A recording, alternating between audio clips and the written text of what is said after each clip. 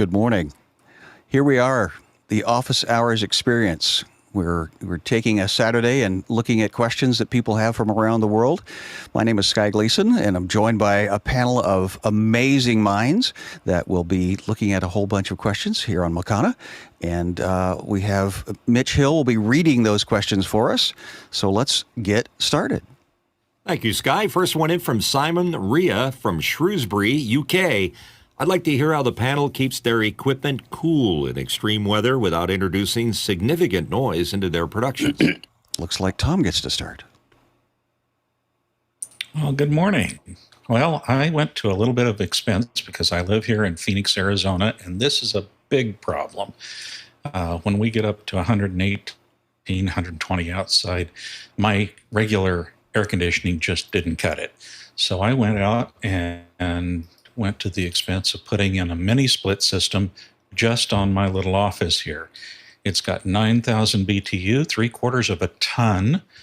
The SAER rating, though, is amazing. It's at 24.6. And here it is just going along behind me on that window that you normally just see the bottom of here on my screen. What is a BTU? British thermal unit. Okay, so we're back to measuring things. Looks like Mitchell does have also need for air conditioning. What's your response, sir? Well, Sky, when you go into a studio, I've gone to David Letterman a bunch of times up in New York when he was hosting a show. They cool the studio down because the air conditioning couldn't possibly, come on from a dead start, cool the place down to a reasonable level. So when you walk into the studio there, it's freezing. I mean, literally freezing. So I guess the point, I learned something from that. So what I do in the morning is I fire up my air conditioner downstairs, and I tell the G guy to put it on 70. So by the time this show starts, the room is nice and cool, and by the time it ends, it's nice and warm. But the advantage is I don't have a air conditioning unit in the room with me. I've got big vents, which work well, and the air just sort of rolls into the room, which means not a lot of background noise. I know that was the early days of video production for me, was in Los Angeles, and of course I would wear polar fleece to go to work in August, and people just didn't understand that, but they were, again, trying to keep the big, heavy equipment cooled off. So, yeah, the facilities were often very cold. Alex has lots of experience with keeping things cool.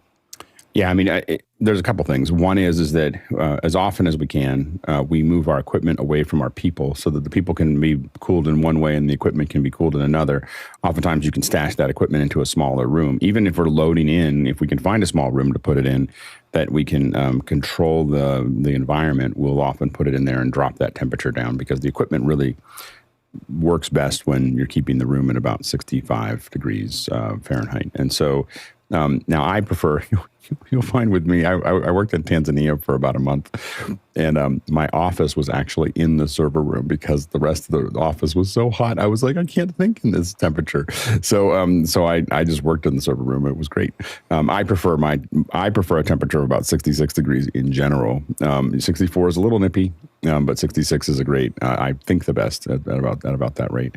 But I think that the other thing to remember is that, especially when it comes to sound, what's generating cold air and what needs the cold air don't have to be next to each other. So a lot of times we will have an AC unit that could be pretty loud outside, and then we pipe that in. So we have big, you'll see it sometimes on the outside of event facilities. You'll see these huge AC units, and then you'll see these giant tubes going up into a venue, and that's because the venue is too old to actually have its own AC at the level that's necessary for 10,000 people or something like that. So you put the AC units all the way down the side of the building, and then you run them into the windows literally, and you form them into the windows, and then you just pump cold air into it. And so you can do things like that so moving it around. We actually had our elementals and some other boxes in Las Vegas for NAB.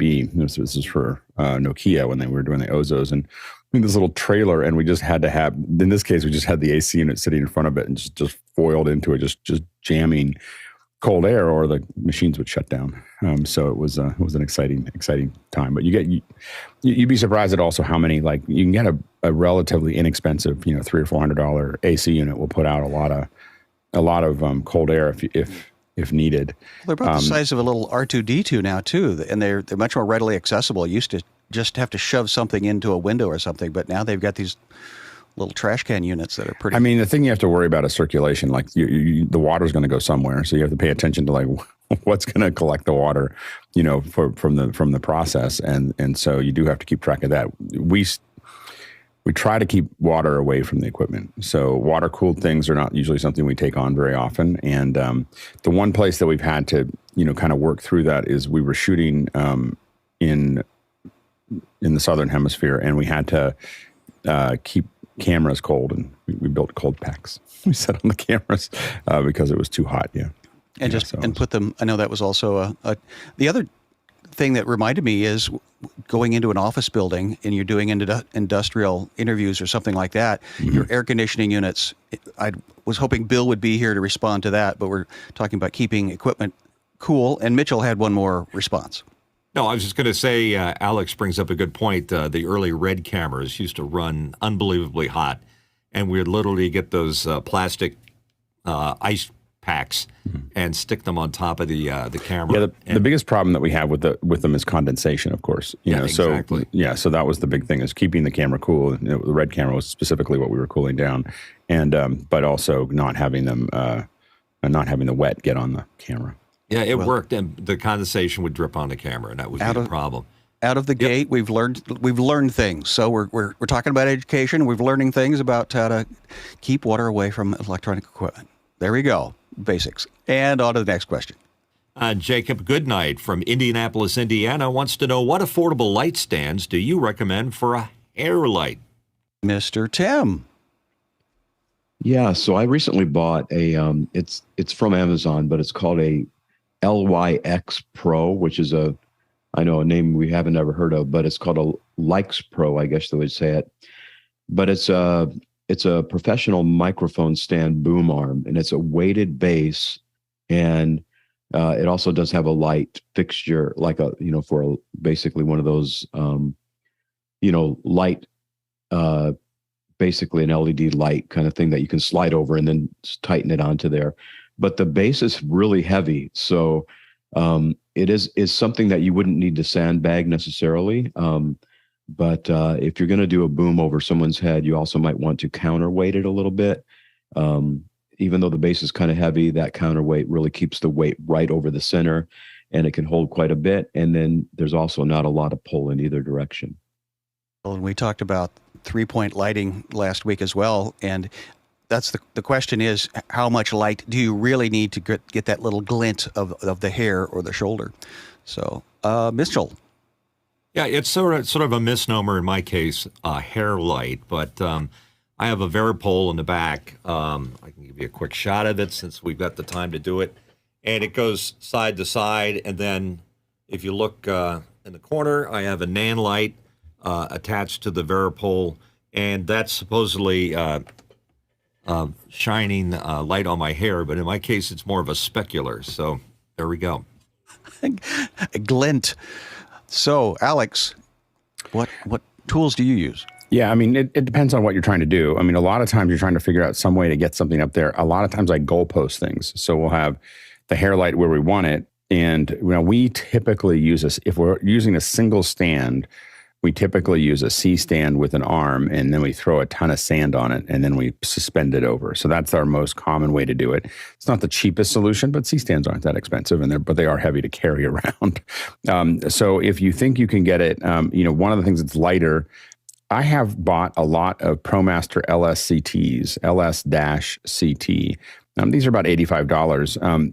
As an all-around light stand / spherical stand / they're pretty useful. They fold up, and the key is when they fold up, they are shorter than a carry-on case. So you can put them in the carry-on case.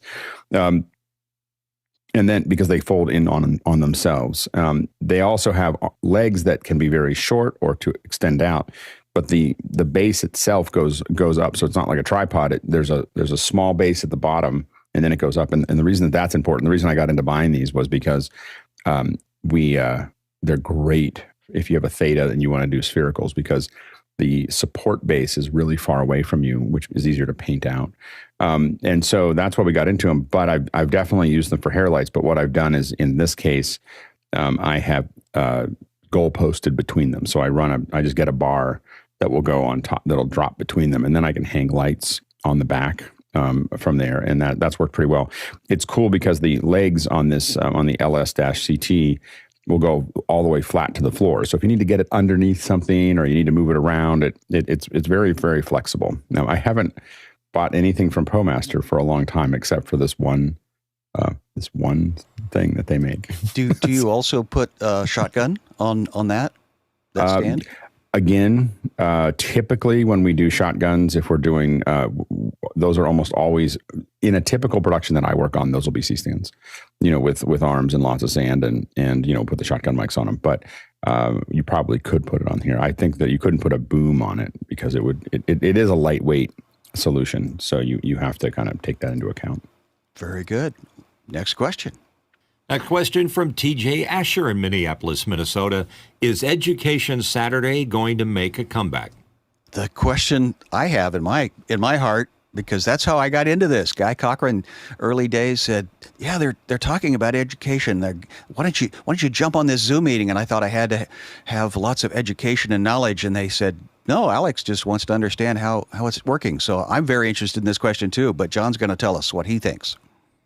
My understanding is it is coming back, but I don't know when. I just wanted to encourage anyone out there who's either in education or education adjacent to join the panel, because the more people involved, the better conversations we have, the more we learn from each other.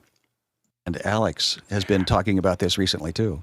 Yeah, so I think that I've definitely had the summer to think about it. So there was a request by the teachers to take a little bit of time off, and so we took time off, and we're now thinking about the future of this. I think that what we're going to do is the second hour of Saturday will go back to education. We're not going to have another long set of time that we do it, but it'll just be the second hour there. I think that it being undefined made those sessions really long, and so I also think it'll be more technical. So what I'm leaning towards right now is basically 3 subjects across the month, and then one that's kind of a wild card. So one subject would be presentations. So we'll get people like John and myself and other folks to talk about presentations and talk about tips and tricks, whether it's PowerPoint or Google Slides or Keynote. And then some of it will be general, like presentation design. Some of it will be more technical. Another one will be using video in education. So how to build little trainings and how to do things with it and how to use graphics and how to, like just basics, but really aim for teachers. Like how do we use some of these tools to make that more interesting and work well? And then the third one is using Zoom. So how do we create, Zoom? How do we use Zoom from a classroom perspective? Now, while K through 12 may be going back to physical, there's still an enormous amount, because we want to look at education not from a K through 12 only solution, but really corporate training, as well as university training, virtual training. I mean, virtual schools. We'll see what the numbers are as they land. But virtual schooling is picking up pace very quickly across everything from K through professional. So I think that we'll be talking about how to take advantage of some of the Zoom stuff, Zoom ISO, Zoom OSC. Those types of things, as well as just basic tools for your workstation and so on and so forth. And then the final one is kind of a wild card. It'll either be a second hour of Q&A, or it'll be just something else we came up with. So that's kind of where I'm leaning towards. And it'll still start at 8 and end at 9. It'll be a focused space to do that. I will admit that after going down to 7 to 9 on Saturdays, I'm hesitant to. It'll be something someone else has to take on to do later stuff after 9 a.m. I got my Saturday mornings back to go to the farmer's market with my daughter, and I'm probably going to keep doing that. so anyway, especially since you're not doing tortillas anymore. You got all that extra time. Yeah, exactly. But how is that koi pond? See, there's lots of stuff you still need to learn about. The koi pond is back to being a pool, so it's an algae farm. The algae farm is gone, so it's back to being a swimming pool. I know a lot about how pools work now. So well, And see, this is the learning that is happening that I'm grateful for this community consistently in areas, not just in technology, but this is our main focus, obviously, but that my wife as a elementary school teacher introduced me to professional development. And so this is my opportunity here at office hours, that I'm constantly learning things about koi ponds and tortillas and things. So let's move on. Next question. TJ Asher back. His question is, since it's garage sale day in the U.S., what items do you have that you would put into the office hours garage sale? I love the phrase gifted forward, and I have gotten to that point because the amount of effort it took me to go through something and put little stickers and tags on things. I'm noticing in my neighborhood here, people just putting things out in their front drive and or out on the sidewalk and little scribble of free. So let's hear what Tom, how's garage sale day doing in your part of the world? Well, in Phoenix, I bought an OC White mic stand here that's underslung. And so I would quickly put my Heil Sound PL2T overhead mic boom mount out on the garage. And next, Mitchell. And we were, before the show started today, we were talking to what would happen if I were to pass on unexpectedly. What would happen to some of my gear? And I think Preto was claiming the U87 mic behind me. I think what would be a good idea is do a thing where everybody comes in and puts a Post-it note on all the stuff that I have here. That way, when you come in and you can take that mic, John, or the on-the-air sign, or the mixer, or my Zoom camera. That would be a very civilized way to do it. And you're selling it before you have to sell it. So it's sort of like a pre-garage sale. And John. As I continue to acquire gear, I'm always a little bit ashamed at the stuff I'm no longer using that I previously invested in. Most recently, I've been trying to figure out a way to put in place an ATEM Mini Pro after I upgraded to the Extreme, and I'd probably put that in a garage sale. My wife says we can't bring anything in unless we take something out. So, Alex, how's that working for you? I just have a garage full of things that need to go. I have an exercise bike that doesn't work, but probably can be fixed relatively quickly. But I'm not going to do it. I tried for a while, and I was like, okay, I give up. And then I have another exercise bike I didn't like, so those two would go out pretty quickly. I thought, I'll save money, and then I was like, I won't use it. And then I have lots of hard drives, and so like little hard drives, like 500 gigs and 1 terabyte, so I'm slowly going through them. The problem is you have to find a FireWire. You have to find things like they're old drives, but I would probably sell them for $1, just to get them out. So I'm warming up for a garage sale at some point to just put a bunch of stuff out. But I've decided that I'm not going to try to figure out what everything's worth. It's all going to be $1. You just buy one thing. It's like a dollar store, rather than me trying to figure it out. I just want to get it out. If I really want the value of it, I'll use eBay. Well, the hard drive will be $1, but the FireWire cable, that's going to be a $300 purchase. I see how you're doing it here. And the converter from FireWire to whatever. It's going to be USB 2. Yeah, there we go. Exactly. Tom's got a suggestion. And I just absolutely loathe garage sales personally. The last time we had one here, I tried to get my wife to take the cash offer and let me send it off in a truck somewhere, but it didn't work. We had our garage sale, and it was actually very successful. Well, when we have so many of these new online services now too, that says come pick this up if you want it. So, but Mitchell has one more idea. Go, Mitch. Yeah, remember that spoof that I guess it was Bill Gates and somebody else driving along, and somebody had a SunSpark workstation sitting on the corner. And they kind of looked at each other, and maybe it was his co-CEO, and they stopped up, picked up it's based on that commercial that used to run where they were picking up furniture, and then they noticed that it stunk, and then they dumped it off somewhere. So that would be a cool garage sale, like with all tech stuff, and have Bill Gates stop by. Well, the little security guards aren't going to let you get too close. I've heard the stories. And Alex, still... Yeah, I had a friend that had a Cray as a coffee table. So it was a Cray, and then they put this glass top. I think that's pretty much all they did is put a glass top on top of a Cray. But and so if you didn't know what it was, it just looked like a coffee table. But if you knew what it was, you're like, holy smokes, that's the most expensive table ever. Well, and the piece of art that was the silicon graphics too. That was art that you put in a corner. Okay, Tom's going to wrap us out here. All right, one more thing. I was talking to Alex just before the show. I forgot to put in that clip soundbar that I'll no longer use because I did break down and buy the Sennheiser AMBEO soundbar, and it's just amazing. Well, I think we found I don't know, what day is office hours garage sale day? I know. That's John. what we need to do. Okay. Next question. Jens Olson from Sandpoint, Idaho.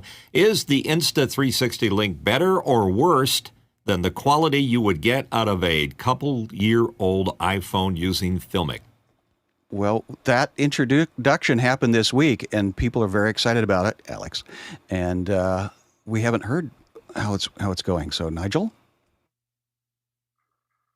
So this is a continuity camera, if you want to know what it looks like running through my Mac. So I think the issue is going to be for that device is not going to be around the quality of the picture, which I think once you get down into Zoom or through your ATEM, it's going to probably equalize.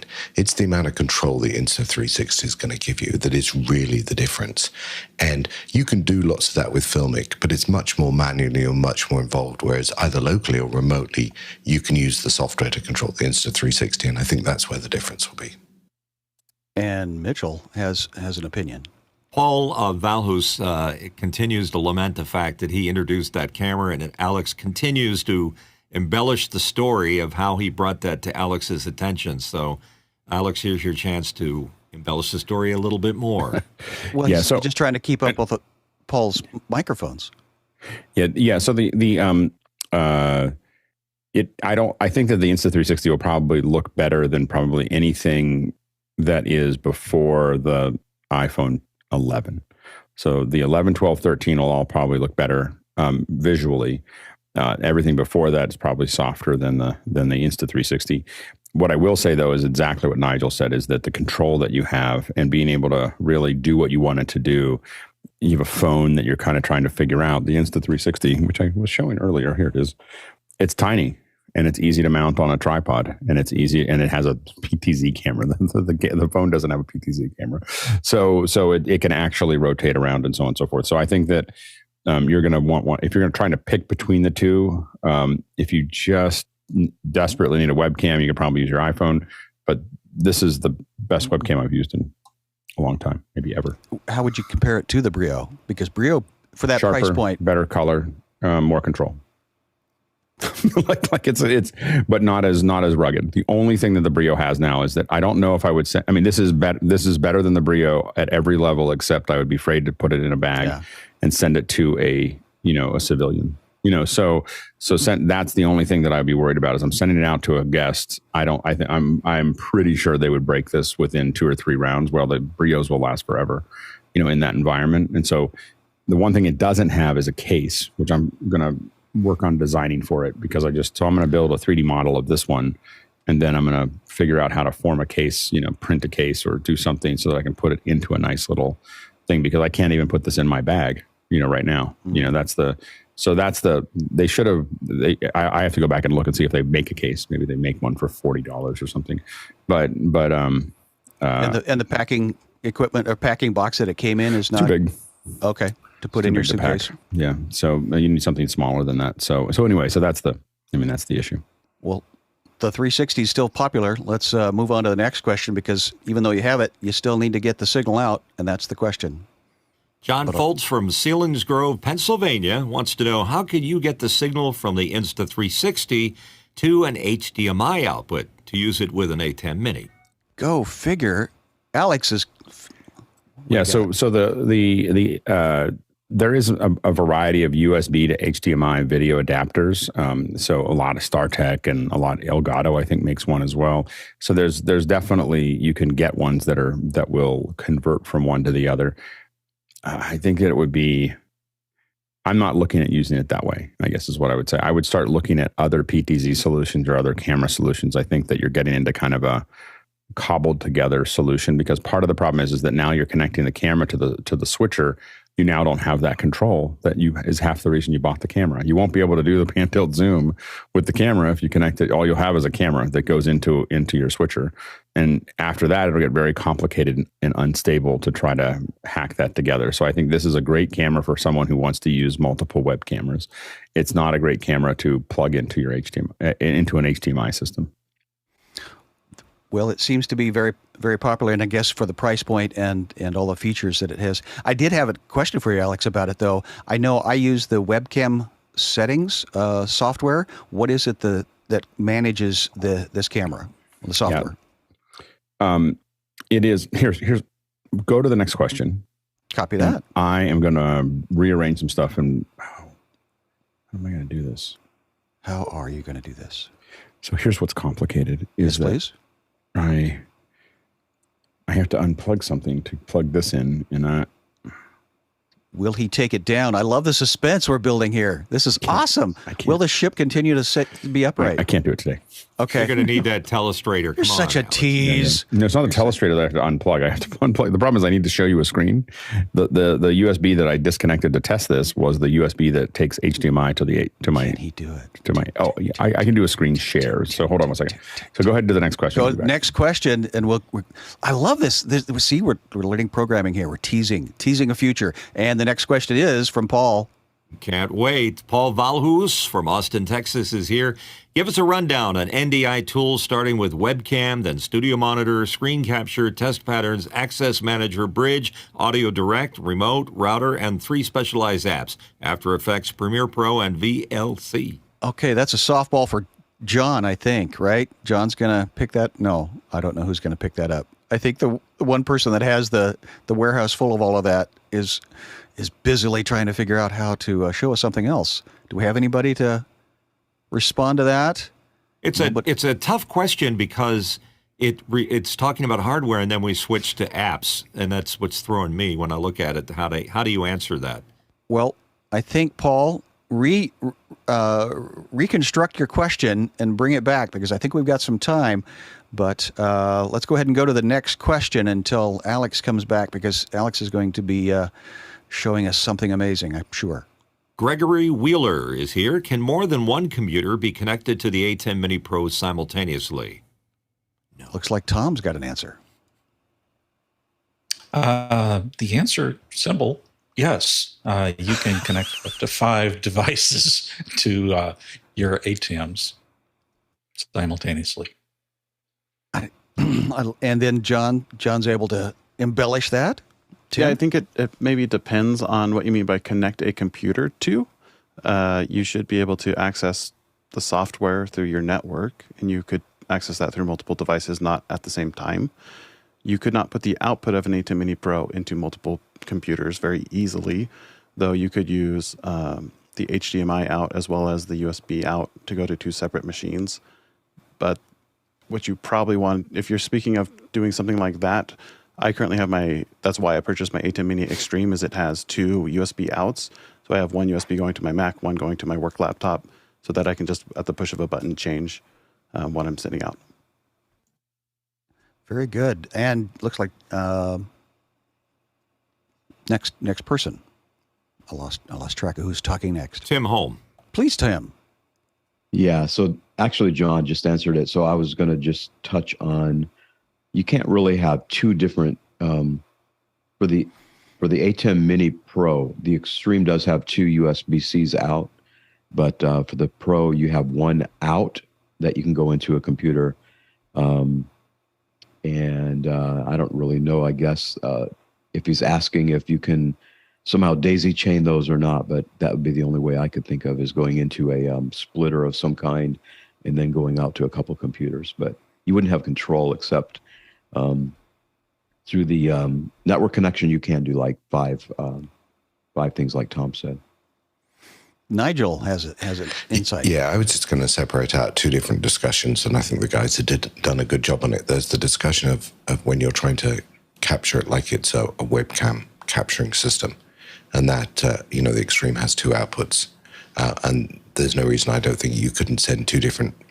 You can't send the picture to two different places. So that's when you're using it as a capture device for your device, your PC or your Mac. If, however, you're asking the question, can more than one machine control it, then the answer, as you've heard, is 5. I often have the software running on 2 different machines because I've got maybe the camera windows open on one and I've got the control open on the other. And that means people can actually dial in and control things like the camera or the pictures for other people. So if you separate out those two questions, you get 2 different answers. Great question. Thanks for the response and the again, different perspectives. And next question.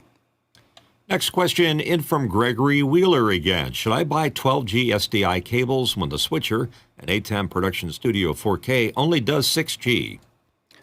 Well, I don't see any response, but is bigger better in this case? And I see Alex is responding. Let's. What do you think, Alex? It just really depends on length. 1080p cables at a short length can handle 12G as well. It just really depends. They're rated usually for a certain distance and a certain length. So if you're doing long runs, all that's going to happen for a 12G cable is that it's going to run 6G even longer. So I would probably lean on getting 12G cables because they're just better cables. They're just, so that's the main thing. They're just going to be at a higher tolerance. Historically, we had to put distribution amps to boost the signal. Do you have to do that with fiber? Or is it just a reconnection of the signal to? Well, it depends. No, but the key is that you can run longer on a regular cable. The better the cable is, the further you can run it without having to. Less resistance. It's less resistance. It's a more efficient cable. Yeah, and so better shielding. All those things are there. And I have the camera now available. Do? Okay. So I'm going to do a screen share for folks so they can kind of see it here.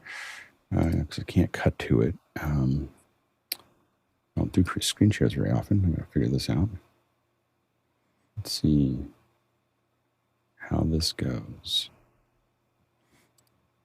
The suspense music starts to play. Do you see the controller? Pretty pictures of rocks. All right, pretty pictures. My daughter paints rocks. Every once in a while. I'm glad they're being protected by that evil character there in front. Who is exactly? Rumsleg is he's protecting the whole thing there. He's armed. He's ready to go. So anyway, if you're seeing this, one thing that I thought was interesting while I was setting this up is that this is there, and what that means is that it's expecting to have more than one camera. So I was like, oh, I know what that is. That means that I can have 3 or 4 cameras that I can control here. So that's kind of interesting. I will say that if you look at this, I think that the camera quality is very high. Even when I zoom all the way in, I'm getting a very high quality image. The cool thing is I can set up presets. So if I want to do presets here, I can hit plus. That's my position 1. And then I can, let's say, zoom out a little bit to my messy desk. And I can hit plus again. And then I can say, well, I want to zoom in. But now watch this. When I want to reposition, I just grab the image. Yeah. It's like that. No, you have a utility tool. That's what I was excited about. Sorry. Oh, yeah. There's that. a lot of wrenches, yeah. So anyway, I'll go into there and I'll hit add another position. But this thing here where I can just grab it and just find the next position without having to figure out how to pan and tilt is pretty nifty. That is. And this is a 1080. This is a 1080. I can also go up to 4K on the output. Now when I hit these positions, it will pop to that position. It'll pop to this position. And it pops. It doesn't, because it's digital, it doesn't slide or glide. Yeah, occasionally it slides and glides. I don't know why it doesn't do it all the time. Then you have all these other controls here. So I have my auto exposure, my white balance, but then you go into more, and then it just has more settings. And here you have it. And one of the things here is if I turn on, right now it's an auto compensation, but I can turn these off and set a temperature. So here's and it's really telling you what temperature it's running at. If I turn my auto exposure off, I get a curve, to control the output. Yeah. Can you add points on that? Oh, yeah.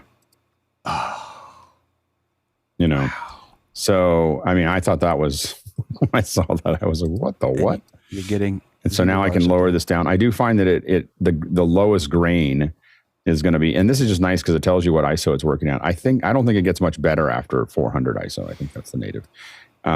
Anyway, so I can lower that down a little bit. I can say, okay, well, I want to bring this up a little bit. Now that is gaining up. So if you pull it up, you can start seeing the grain that it's starting to pull out. And this software comes with the. Yeah, this comes with it. Okay. That's what we were disappointed in the Brio. The color temperature, and I feel like I have so much more control over my color temperature. Yeah. And then of course I can save that as a preset. I mean, this is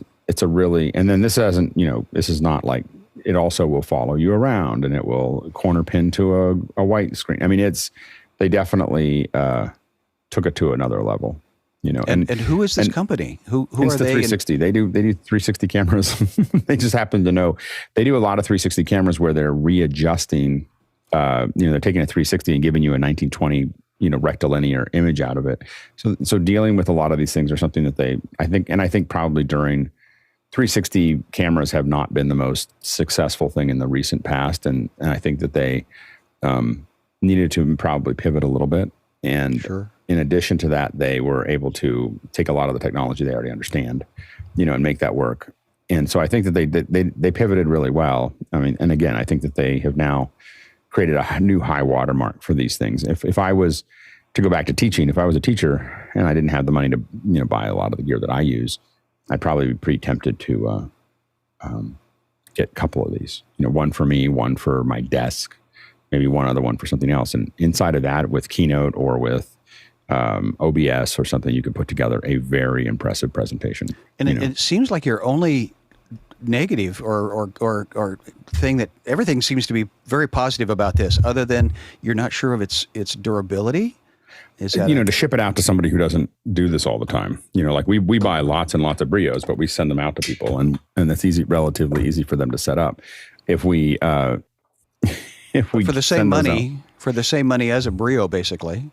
Well, this is more. It's $100 more or $150 more than a Brio, so it is definitely more.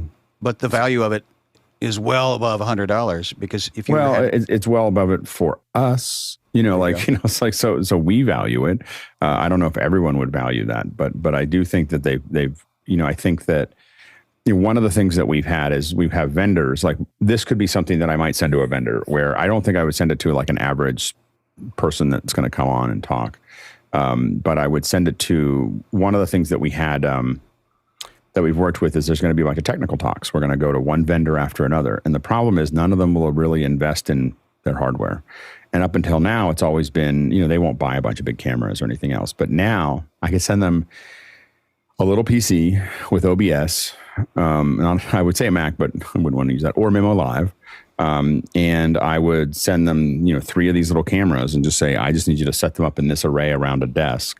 And then I'm going to parsec in and just run the cameras, and all I need you to do is just talk, and I'll just cut the whole show remotely back to me. And now I really have a lot of little cameras and stuff. And that whole thing would fit into a tiny little box, to make that work. Well, and I was immediately thinking of this in a breakout room setting. If you've got this somewhere in the back and your person that's talking is way up in the front, you can't, or you could put this little camera. These won't closer. Zoom that far. That was my next question. This is the kind of thing that you could put right near the front because it's not a huge camera and get something out of it. Yeah, no, absolutely. Okay. Well, that was fun. You never know what's going to happen. Look at that, Alex. What do you have at your elbow? Exactly. Next question. And it's from Josh Kaufman in Pittsburgh, PA. Tom, how's your Sennheiser AMBEO soundbar performing? Does your vaulted ceilings degrade the performance or cause any noticeable change in the directing of surround sound? Well, lucky us, Tom happens to be here. Well, I'll tell you, I just love this soundbar. I have a vaulted ceiling, but it's not a lot of pitch in it. It's got about an extra 16 degrees. But the AMBEO setup has its own microphone. You let it do its thing, it figures it out. And I can tell you that sitting there listening and watching the Top Gun trailer where Maverick does the flyover, it makes you want to think that your hair is going to get blown back. I'm most impressed with how it handles loud sounds versus speech. I remember sitting in the Atmos test theater and hearing the flying fish go from left to right over my head, and we were ducking. So that would be fun. Next question. Noah Sargent from Fullerton, California. Have you seen any sort of light that can be controlled over a network? Does it have an Ethernet jack? What about remote techs running those lights? And Alex. Yeah, so there are some lights that are starting to be able to be controlled with an Ethernet connection, but they are very few and far between. The solution that we've gotten into that has been much more successful is, that other people have, I've used it very little, but we've definitely talked about it, are these. These are basically, this is an Ethernet. This is Chauvet makes this one, but NTEC makes other ones, but this is Ethernet to DMX. So now you get a DMX light. And, I think, John, you're using NTECs. Is that what you use for yours? So this is, they were hard, the NTECs were hard to get. So I ended up with this Chauvet. This is a DMX AN2 is the one that I have here. So what this will do is, of course, this will take an Ethernet connection and then push it out. Now you're talking about just a VPN. So a VPN that can see this, can see the IP, send the instructions to this. It's going to pump it out. The only thing to pay attention to, some of these are 3-pin, some of them are 5-pin. This one's a 3-pin. So you just have to know how many pins you need. You can always get analog cables that'll convert between the 5-pin and the 3-pin. But, this is a 3-pin because I've got a lot of 3-pin stuff laying around. I would be tempted to probably buy a 5-pin, just more scalable down the road. You put more information in it. But that would be what you do. And we're experimenting with that. So we're playing with the idea that we could do that. There's probably a lot of technology that's coming in the future that will let you pass more and more information back and forth between a home base and that remote location. And Mitchell. Yeah, most of my lights are NAND links, utility lights wise. My light panel is right here. That's not a NAND link, but I bought a NAND link Ethernet to DMX adapter like Alex was showing, and it also had wireless connectivity and apps galore for your iPhone. But all of a sudden, NAND link, after I spent all that money, NAND link came out with this little guy, and this little thing controls all my lights in the room. But can I do it somewhere else? He's trying to do it remotely, controlled over. I guess maybe not. Yeah. Well, what about remote text running the lights? So can that work anywhere outside of your house? If I use the other device, which is DMX or is a much better wireless connection, but just for a room, no problem with this little guy. It's like, I don't know, like $25, something cheap. Did you put that in the event chat? Those are handy things to have. I will. Thank you.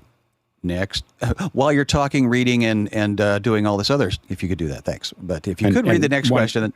One last note is I think that you, through a VPN with the Ethernet to DMX, you want to look at, I haven't used this, but it's come up a lot in conversations, is Luminaire on the iPad.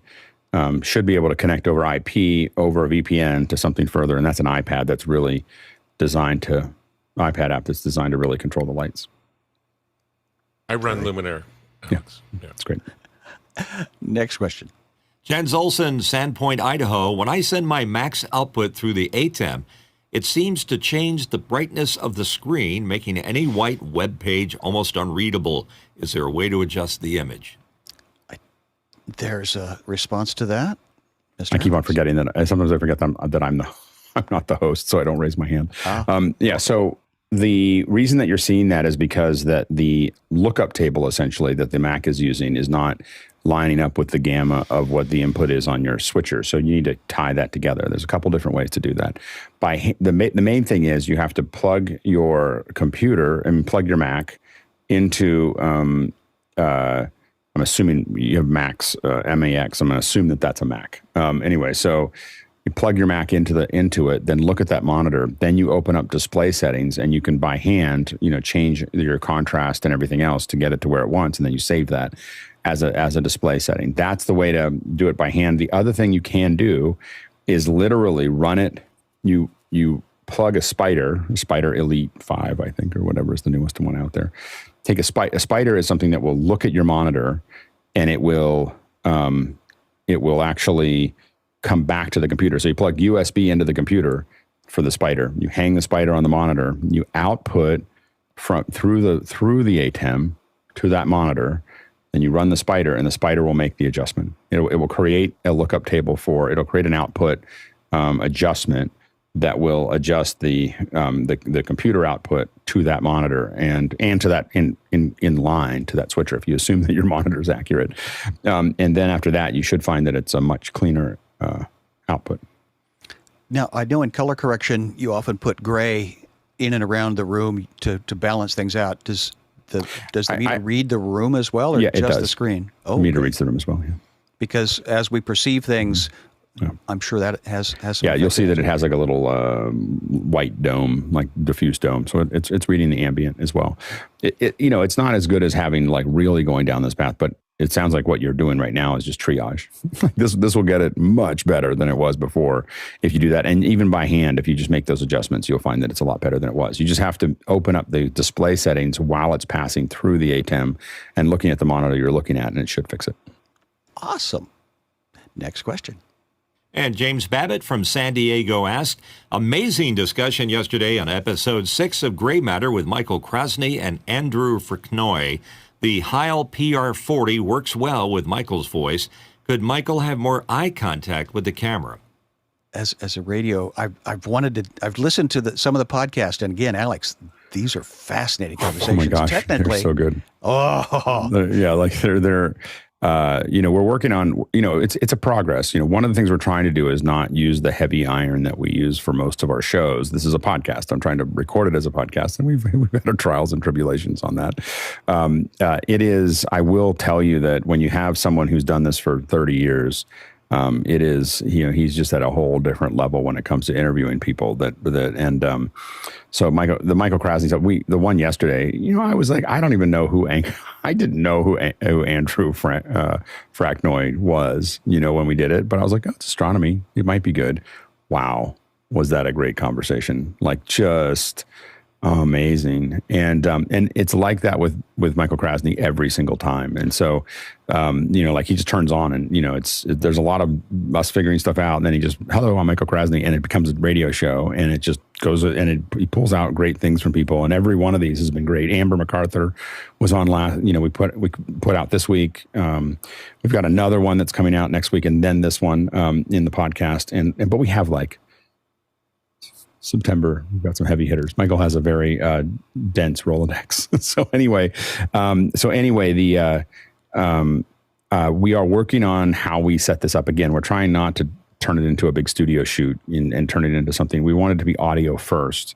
So we're not publishing any of the video. The video is there for the people who come in live. And the way we have this structured is office hours currently. Soon we're going to open it up to more people. So that's the other thing is, I think there was some complaints that I do everyone too much now on office in Discord, but I look at it as, should people see this? Like, should they really see what's going on here? And this is one that you didn't want to miss. And the thing is that right now there's only a handful of us asking questions. Not everyone, but almost everyone got a question answered.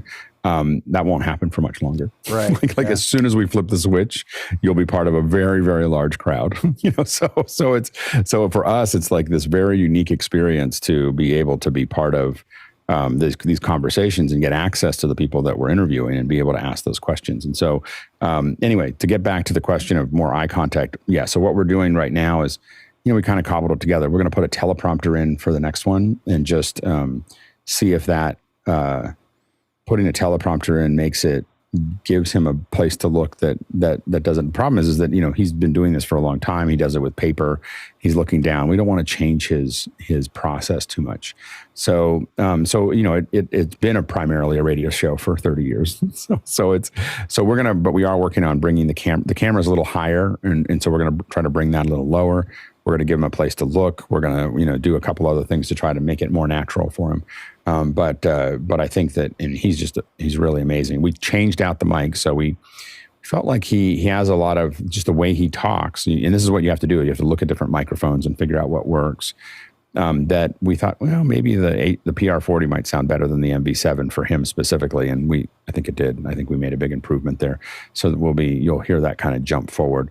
But our goal is not only to have a great conversation, but also to technically keep on making the show better and better and cleaner, trying to avoid any radio call, any phone calls, no phoners. Like, we're spending a lot of money just sending mics around to people to make sure that I'm spending the money, or Shannon and I are spending, but trying to make sure that the mic that these are great experiences for everybody, and we're still work in progress, but I think we're getting better. Now, was Michael was he syndicated, or was he just a he was not syndicated? He was local. I don't know if he's been syndicated, but now he is, because now we have people all over the world. I mean, we had Hosmuk asking questions, and Stefan in Germany, and we had it was bouncing around, and so it's a really unique experience. Yeah. The playwright that I worked with originally, at the end of his life, had typed over 3,000 plays, and of course he started on manual typewriters, and then he went to the Selectric, but all of them were 3 fingers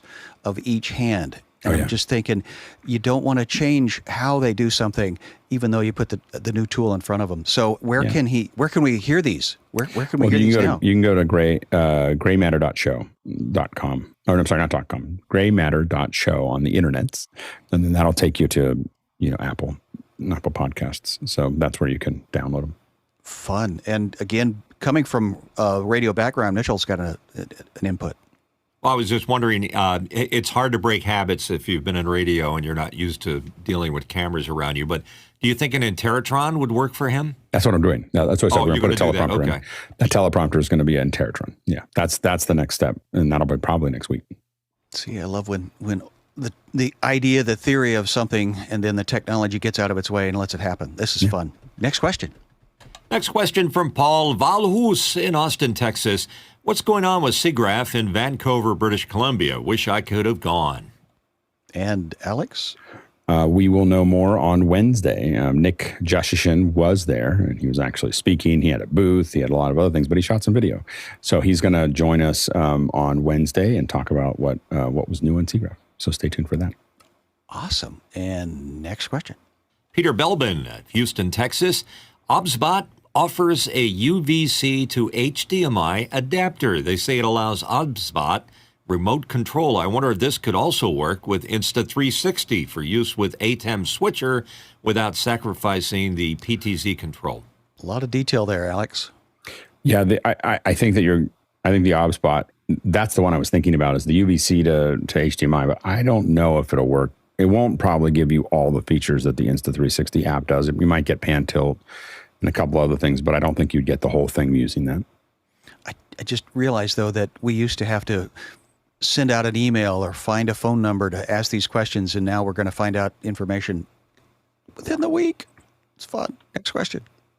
Jonas Dottel from Stuttgart. Do we have any contacts at Insta360 that could help us getting an API? Alex? Yeah. So I think that we're trying to find some, because we're pretty interested in the cameras, and so we want to talk to someone there, but we don't know anybody right now.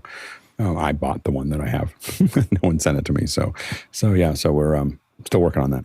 And Felipe has one, and I think Nigel.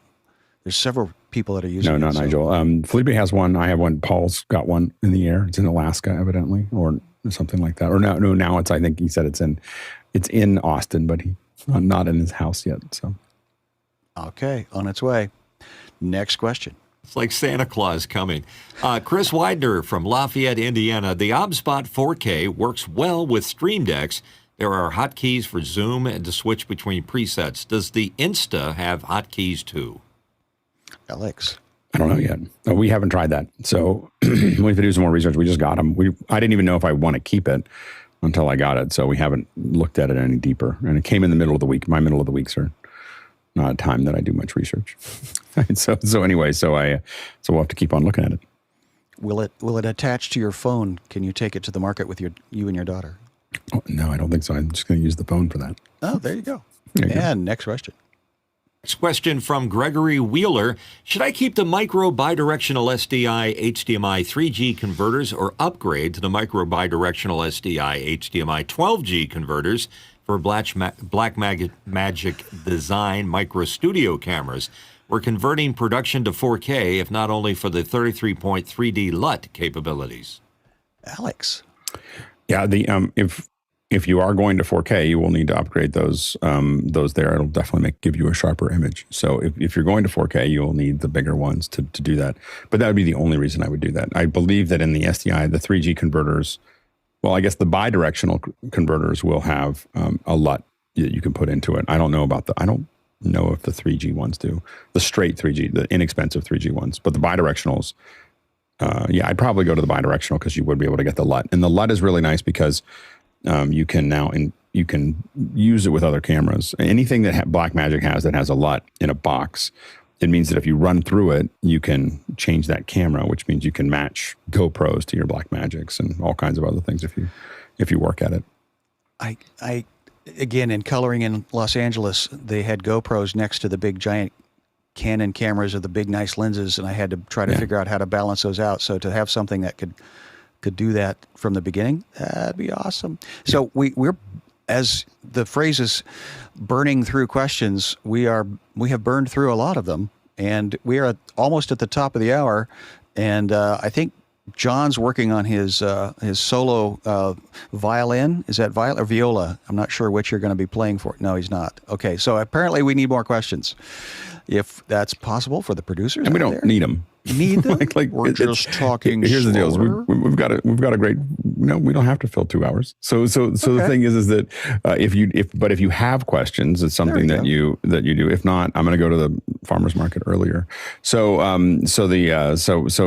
you have more questions, throw those questions in. It's a great panel today, and we're cutting through a lot of questions. Especially, we don't get John very often or Tim, but John has a lot of. If you have presentation questions, he's proven to be very effective at presentation and remote training questions, and so definitely throw those in. But all of us have our backgrounds here, so I think it's a good morning to ask questions. Very good. The next question, please. Paul Valhus, our man in Austin, Texas, has to know what happens when you plug 2 Insta360 Links into a USB hub. We don't know yet because we don't have 2 in one place. So we'd have to get a second one to see what that would look like. I have a feeling they're going to work fine, but it would have to be a high quality hub. So a USB hub, it would probably need to be a Thunderbolt, like an OWC Thunderbolt hub is probably the only one. Otherwise, you probably get too much data for it to run well. Well, didn't it in that software at that top note that you said? Isn't that how you would switch it? The question is it a USB hub or is it going directly into the computer?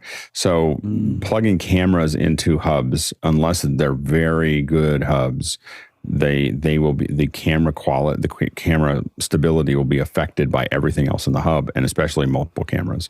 So I almost always want to plug. That's why I was having this problem with, I got to unplug this from my computer into that. I have hubs, I just won't run cameras through them.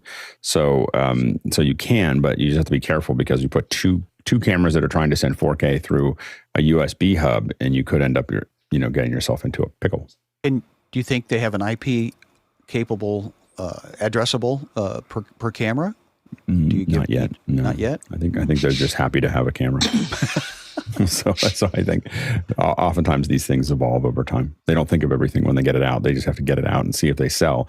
But what happens a lot of times is you build all this hardware and you don't want to overbuild.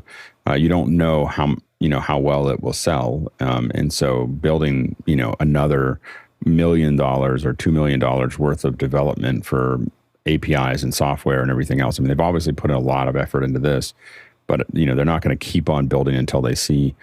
And I think they're going to sell well. So I think we'll see the ecosystem around them build up. I think one of the things that we may try to focus on, to Jonas's discussion a little bit earlier, I think that we may look for where there's a feedback and then kind of gang up on them. Like all of us send a thing like, hey, we're really looking for an API, and just constantly just push into their suggestion box that we want an API. Well, and again, the size, oftentimes some of the attitude is that things looks like a toy. So how do you get around that? I think there's a lot of people that like small things. Yeah. So I think they're fine with that. Very cool. Next question. Douglas Carmichael with the question, what minimally produced music has most captivated you as a listener? Well, Mitchell, you have responded to the question. I have indeed.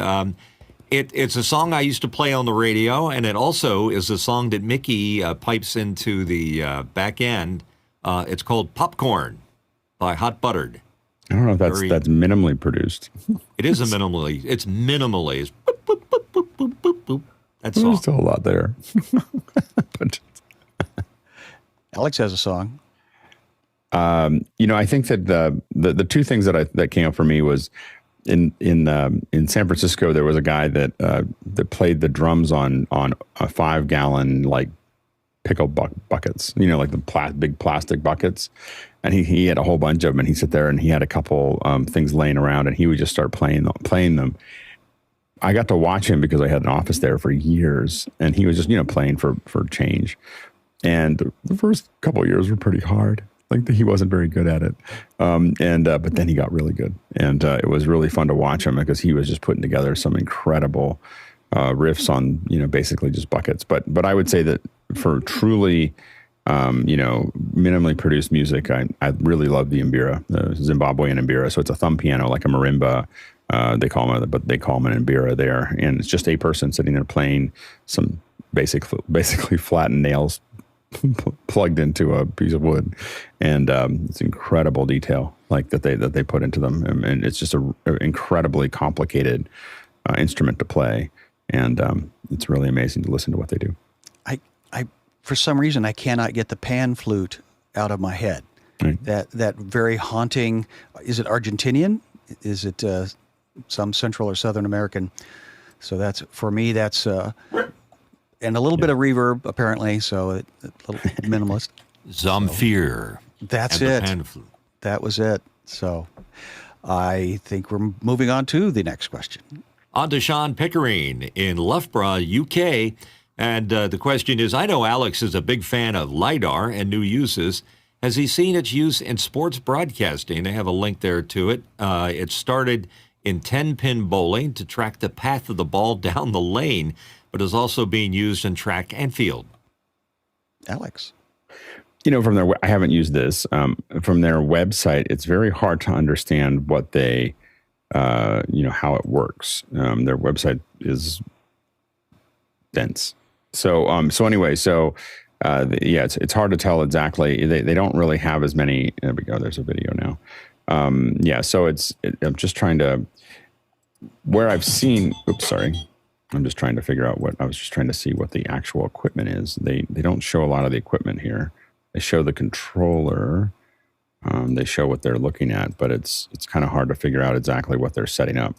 And of course, if you ask these kind of questions early before the show, then it gives me more time to do what I'm doing now, which is trying to scale through this. A lot of tracking stuff has been used. Like for instance, golf has been transformed by it as hockey.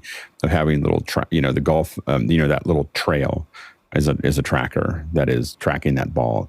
And so those things have been done, but I think that we'll see more and more with Lidar. Where Lidar gets used a lot is in previs, AR, all kinds of other things around sports, because you need to know what that data looks like. And they've also modified that. I remember early days hearing about putting it in the hockey puck, but then they didn't take the line away, and so it was just this big scribble, looked like some child drawing out there on the ice. So, next question. Next one is coming in from John Snyder in Reno, Nevada. I've got a budget of approximately $300 to sate my gear acquisition syndrome. What would you recommend? Some items I'm considering: Apple Pro apps for educators, MixEffect Pro, Insta360, Heil PR40, playoutbee, something else. I've got a burning hole in my pocket, Alex. If you don't have the Apple Pro apps for educators, that's the best buy for $300. I mean, it's just an enormous amount of production capacity in a $300 or $200. Is it $300 or is it $200? I thought it was $200. Is it $300 for all of it? So but that's Final Cut and Logic. And what were you saying, Sky? You were waiting. I apologize. Somebody needs to look that accuracy up. I was I think it's $200, but it might be $300. But that's probably the highest quality if you don't own it already. And Mitchell. Yeah, sheer capability for me on your list there, MixEffect Pro, Adam Tao's wonderful application, turns your ATEM into a Swiss Army knife of effects. It's amazing. John, the person that asked the question, what is the burning desire you really have, and how are we helping you justify it? I appreciate the confirmation. That's what I was leaning towards. I just needed to make sure that I wasn't missing something huge with the new camera. Yeah, and I did the research real quickly. It is $199. So for $200, an educator can get all of the pro apps. That's Final Cut, Logic, Motion, Compressor, and I think the stage thing. So it's very powerful, and you'd still have $100 left to get MixEffect Pro. So there you go. You could really pack a lot of value in there. Practically saving money. Thank you. Exactly. Will Apple ever bring back the ability to create a website? I remember that early days. At one point, they dabbled in that for about a minute. I think they're past that. Okay. Well, then we will pass on to the next question. But John, did you get confirmation? Awesome. Next question. Brody Hefner, New York City. The new Insta360 Link webcam appears to be very small. Could it be mounted directly in front of a monitor showing a Zoom meeting to improve eye contact with the other meeting participants? That looking into the eyes of the soul of the next person. Mitchell, what you got? It occurs to me that it does need some kind of a cage or something to keep it protected, particularly if it's flying somewhere. I was thinking a very small teleprompter. It might fit well in there because it's hard to get a PTZ camera into a small one. But that might be just the fix for a small teleprompter, and inside is the Insta360. Ooh, Alex. Yeah, I mean, I think that it's definitely small enough that you could put it in front of somebody without it. I was trying to find a picture really quickly while we were talking. I don't know if I'll find it fast enough. That is definitely where we've taken Brios and done exactly what you're talking about, which is, put them in front of, right in front of the big monitor. So it might be an 80-inch monitor, and we put the Brio right where we need it. This is even smaller than a Brio. So it's just a matter of a nice little thin tripod that's going to go up there, or something that's going to come down that's going to manage it. But I think you could absolutely do that. And it would really, I think once people got used to it being there, I don't think that they would think about it much more after that. And why is that important? Well, it just gets better eye contact. So you're really looking at the person. You're looking at where you're looking right at the screen. So this would be a way to do it without a teleprompter. And the teleprompter issue is the teleprompter is very pricey. I mean, to get a big teleprompter that I can look at and make sure everything works, that might cost me, $2,500. I can buy a 55-inch TV for 4K for $400 or $500, and so I could have a nice big monitor and then just hang one of these down right in front of it. Now that we all talk about that, I really want to do it. So, I'm now like, I got to figure this out. Again, we talked about we throw terms around that we're very familiar with, like Interrotron. Sounds very scary, but what is it? What is it? The Interrotron was just taken in the Interrotron is Errol Morris. Wasn't the first, but he was the one that's most known for it.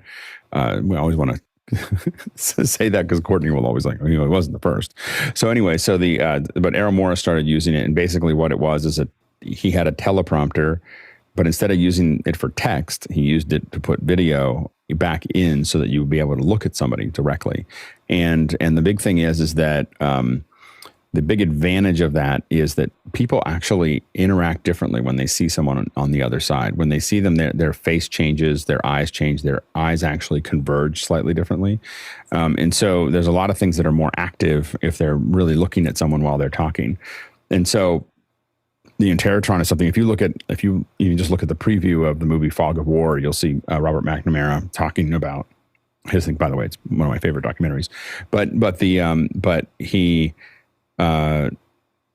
he talks like through the glass to you, and I find that especially now in Zoom, in the era of Zoom, people looking off screen. While I love the ILM documentary of Light and Magic, and I think it's the best shot, and we're going to break it down and really look at it deeply.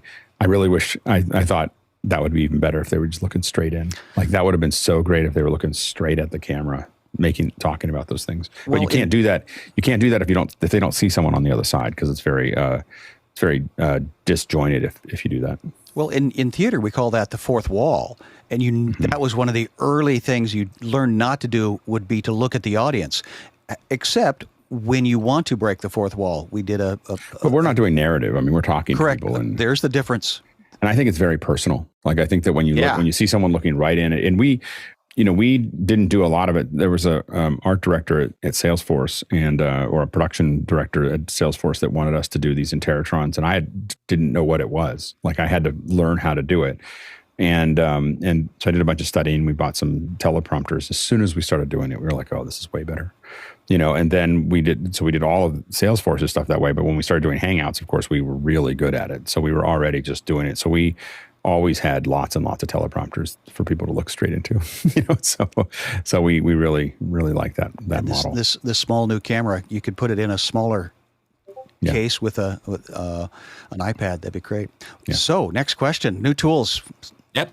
Paul Valhus from Austin, Texas wants to know, how about starting off office hours with a comedy monologue about tech? Think Seth Meyers, or the tech news, headlines for the day, and then going into question and answer. Well, I know humor's a challenge, and especially now that I am hanging out on Monday nights with stand-up comics. Comedy's hard. So what do you think, Mitchell? It's not hard. It's just very judgmental. So it either works or it doesn't work. I don't think comedy's got a place for it, even though I'm the comedy ambassador here on the show. But I do like the idea of a tech wrap. Sort of here's what's happening right now in tech.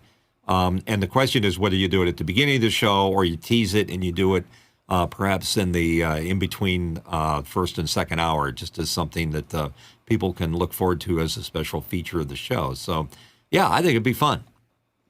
It'd be a challenge. And Alex has got an opinion.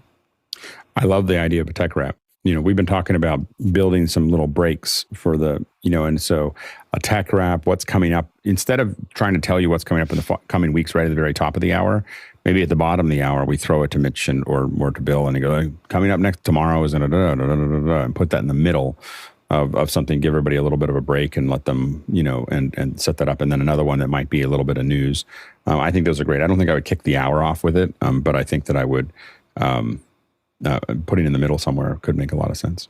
Yeah, we talked about it on After Hours last night, and the downside is that if you don't want to specifically do a comedy monologue, if I do anything, Alex, it will turn into a comedy monologue. So there's that. Well, and when I heard tech rap, I immediately started hearing, a thumping beat that would go along with it. So yeah, I mean, I think it's just cutting over and someone it can be like the 5 minutes that you hear from NPR or whatever. It just doesn't have to have any music or anything else. It's just someone just reading off like NVIDIA did this and doing this and to make sure that everybody's kind of caught up with things that as a group we think are important.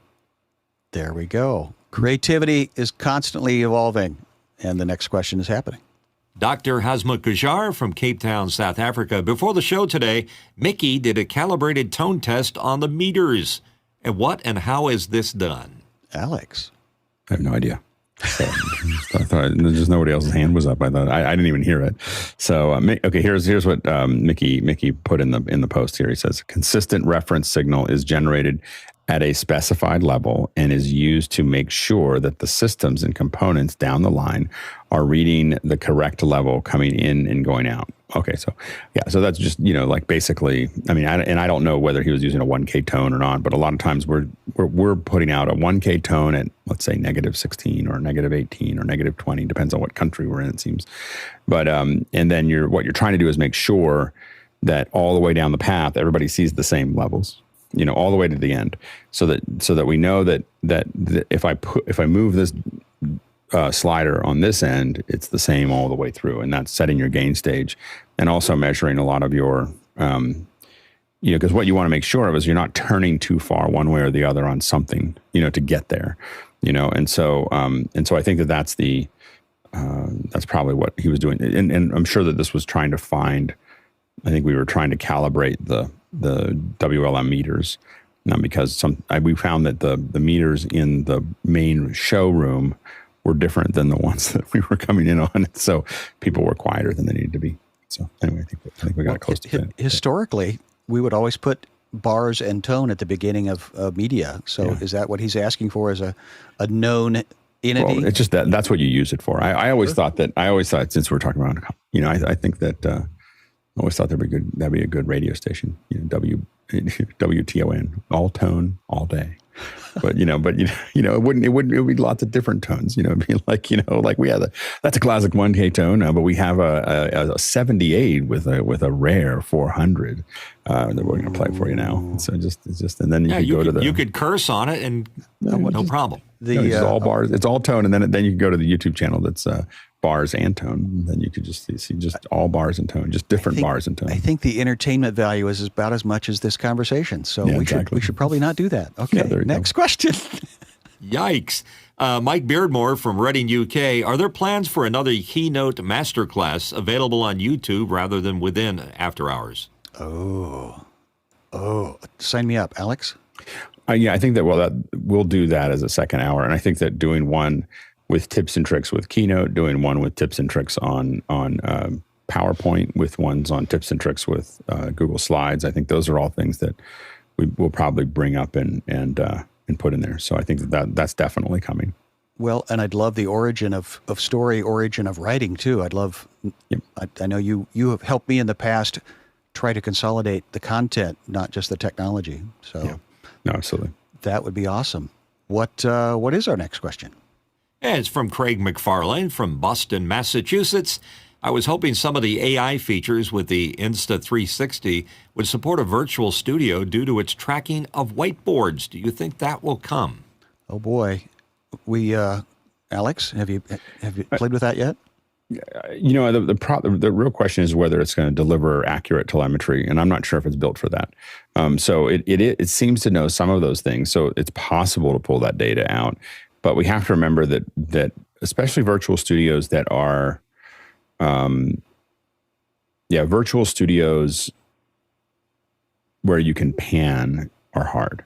That's the real thing, is that if you're just trying to cut from one thing to the next, it might be able to tell that data, but it does have the telemetry data of what it was pointed at. You'd probably have to calibrate it, but it knows where it's rotating. Obviously, that whole image idea that I can move the image and it knows what to do to get to the next thing means that telemetry data is there. It's just a matter of how far they progress it. And again, whether they give us an API. If they give us an API, then I think other people could figure that out.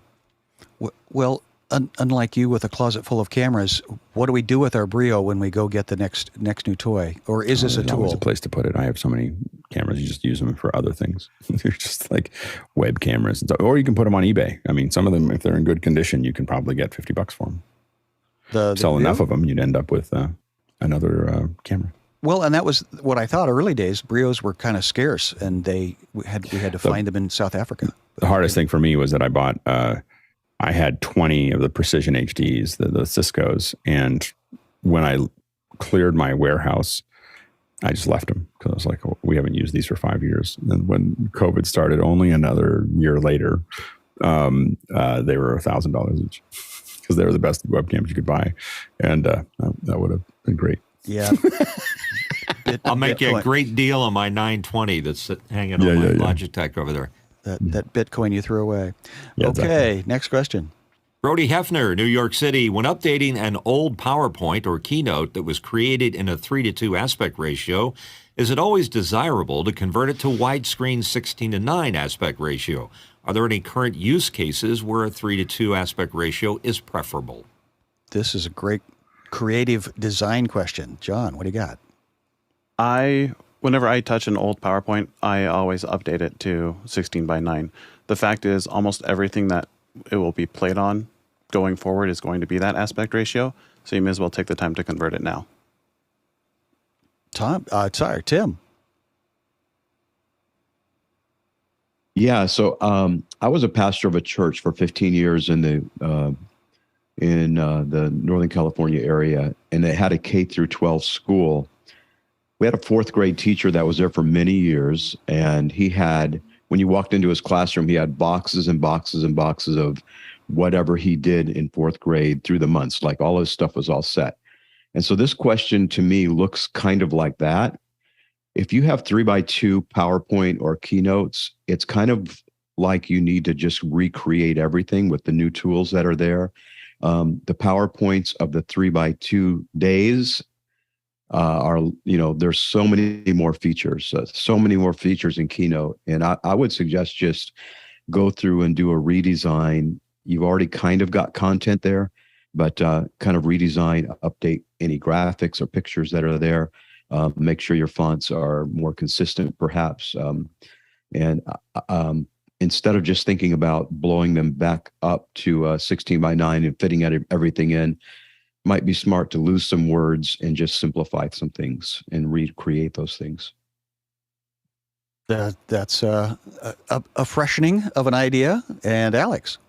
I agree with both Tim and John. I mean, you're converting to 16:9 is the way to go. And then looking at opportunities. Anytime we get a document that we have to update, a lot of times we have to completely rebuild it because we get it in 3x2 and it's in PowerPoint, and we convert it to Keynote. And this is really common in the production area. It's a little less common now, but because PowerPoint's done better. For a decade, if you handed someone doing a large event, if they had a big stage event and there's going to be 100 people there in the back end doing it, it was going to be Keynote, no matter what you handed them. You hand them Google Slides, you hand them PowerPoint or whatever, it goes into a team, the team converts it to Keynote and puts it out there because it's going to look better. And it really had to do with the way that Keynote does anti-aliasing along the edges and the way it kerns between letters. And it just looked better. Like it literally just looks like it just had a better look to it than all the other ones. And so and then it had all these other animation tools that the other ones didn't have. But PowerPoint has done much better at making that work better. Not really. Slides hasn't changed that much, but anyway. So anyway, but Slides Slides is really great for collaboration, and you can put those together, and all the hyperlinks and all the things that Emily has shown in the past. There's nothing that says I'm backward. Like I haven't moved forward with the times than having pillars. So black pillars on either side is just like, I'm not actually paying attention to where things are. I might be a scientist, I might be a government person, I might be a teacher, but there's nothing that says I'm backwards when it comes to presentations than better than pillars down the side. So the thing is, so just know that there's a whole lot of people it was a turning point. Like we started talking about whether we go to 16:9 a decade ago, but we passed that 5 years ago. And now if you never want to post stuff with pillars, like that's, never. The only reason you would do it is if you have a projector that's 3x2, some kind of projector, or 4x3 that is only going to do it. And then you'll have letter bar. I don't know why my brain's talking on it, but so you don't want to have black on the bottom and the top because you're doing 16:9 to a projector that is 4x3. So that would be the only reason to keep it in a 4x3 or 3x2 is because you're projecting onto a screen that will do that.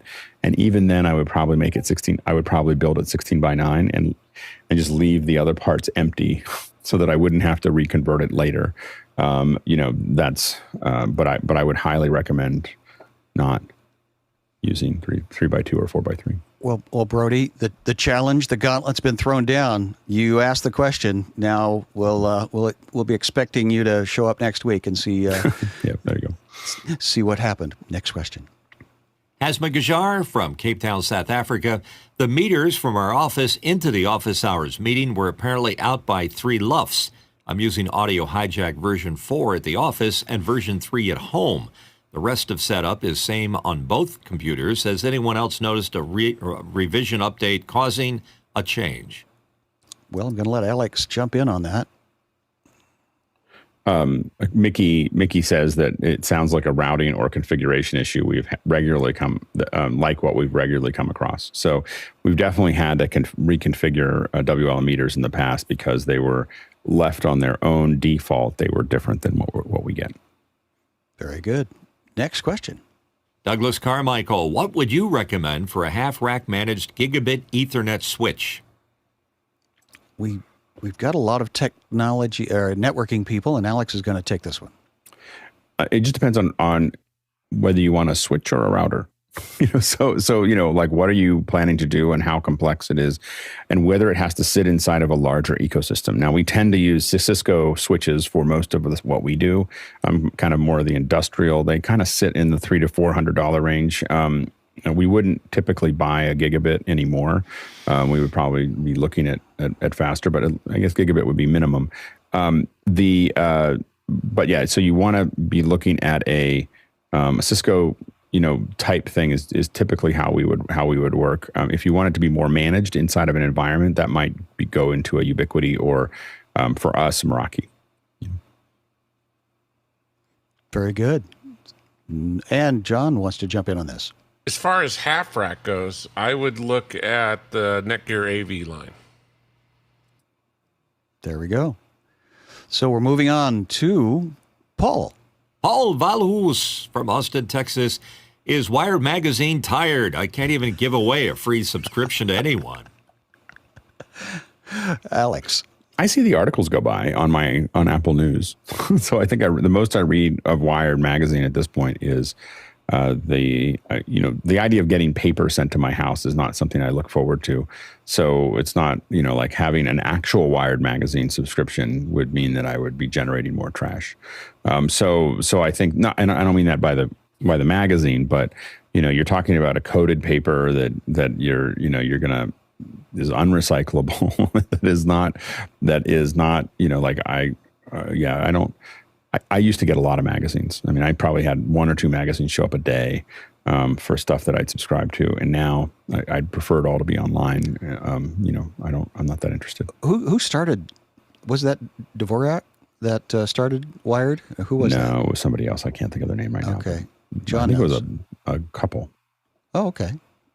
John. Paul, send it to me. I'll take it. There you go. Well, I think what the concept is, we want the information, but how do we receive it? What's the current delivery devices? Magazine lifetime have great history, but we now all have devices in our hands. So let's go on to that device and see what the next question is. Tom Ferguson from Phoenix, Arizona. What sort of influence has office hours had on you since you started watching the show? This will take us. And Tom's going to start us off. Well, I've been giving this some thought. So here you go. The best way to present your thoughts is sometimes through KeyNote. And we, of course, have our typical office hour geek. I've noticed that come up. And then you run into, what is that geek? That geek is probably a video guy that came from some sort of video background, or perhaps an audio guy that, was from radio, or the IT guy. But then we've got, what happens to these people when they come to office hours? Well, they start getting involved with things. So they buy their ATEM and their MixPre, and then they, of course, have to buy something else, and they buy that NDI equipment. And then they move over into the audio and IT area for Dante. And then I finally found out that this whole thing comes out to one simple solution, and that is office hours is not safe for wallets. The gateway opportunity. Okay, Mitchell, we I got a lot of can't people. top Well, that. a lot of people want to jump in on this. So I don't have a lot of stuff to add to that other than to say that I would say that office hours is one of the best things that have happened to me in the last year or so. And the fact that there's a consistency of thinking I've noticed that we all seem to have. We all have our favorite equipment that we use. We all want to have a MixPre or a Brio or whatever. But I think that's helped. And the other part is I get a lot less sleep because I'm on after hours until 2 to 1 o'clock in the morning every morning. And then I got to get up early to do this show. So there's some kind of weirdness going on. well, we're all getting our perspective, POV. So, Alex, you started this train. I think that I learn a lot from it. I answered a question with all kinds of certainty earlier, like with this, Ethernet to DMX and everything else. When we started office hours, I barely knew what DMX was. And so the idea that I understand how all that works, that's just one of many, many examples of things that I've learned from people here. And I think it's just this breadth of knowledge and knowing that there are people that I can reach out to that I can, get that information or even hire to work on things, has been, made a huge difference for me. Very cool. John? For me, it's eaten up most of my Saturdays and reduced the number of podcasts I listen to overall. But I think in my regular life, how it's impacted me is it makes me think about how do I show up on camera in meetings especially, and how can I improve that? And I, for one, can 100% agree with Alex when he says, when you have the best audio and video in meetings, people take you more seriously. And it really changes the whole dynamic. If you're the only one with a good quality mic and good quality video, people significantly higher than you in the organization will defer to you because for whatever reason you come across as more authoritative. So I'd say follow the advice, use it, and leverage it in your career. I call that your Brooks Brothers suit effect. You're wearing something. So, but who's next? Tom? No, you just talked. Yeah. Tom. Yes. Tom. Yeah. But I just wanted to add one thing. It has given me the opportunity to meet new people, make new friends, and also hang out with some very smart people who could answer questions when you got them and just generally seem to be nice to hang out with. I do miss Beju. His name came up the other day, and that was a friend. So the friendships that have been created around on a global scale been just amazing. And again, Alex, I've got a stack of quotes over here that I haven't used that Mickey says I can only use 3 on Sunday. And a nutrient-rich environment. These are, again, phraseologies and quotes that I have now taken out to other of that Venn diagram that you shared, Tom. My circles of friends, acquaintances, and relationships, this is a cause and effect. This has been a great experience of hopefully moving the life forward in a positive direction. Mitchell, last thing. Yeah, it has a lot of influence too. Like I've learned to know that virtual backgrounds in Zoom are bad. Wireless is bad. So those are some of the attitudes and built-in instant. And like Alex said, it's true. There's so much more that I've learned every single day that we're on here. That's a great thing to have. Well, and I came from a bulletin board of, again, a technology group that were solving each other's problems because we couldn't find any answers otherwise.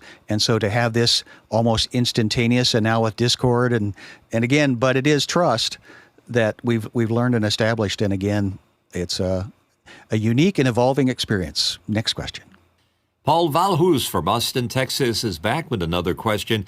Apple funds Futuro's development of new podcasts, but retain rights to intellectual property to convert any of the works into video content, television shows, and movies. For its streaming service, Apple TV Plus, can Office Hours produce one? Alex? Maybe. I mean, I think that what Apple's looking for is probably a little bit wider than that, wider than what we produce here. I don't think that. I think that we always want to know where we're sitting at. I think there's a chance down the road that we might build content that might make sense for that kind of thing. But I think it's also Apple hedging its bets. I don't know if they know if there's going to be anything, but they're like, if we're going to give you money, we're going to keep the rights. You don't want to, have someone else pay for. You don't want to pay for somebody else's TV rights later. And the reality is that, I think we're going to start seeing the pendulum swing more towards more content around. I think Netflix kind of had this figured out, and then they went down this kind of crazy route of these, The Gray Man is a $200 million film. There's other ones, and that's gotten a lot of people, but does that keep people there, right?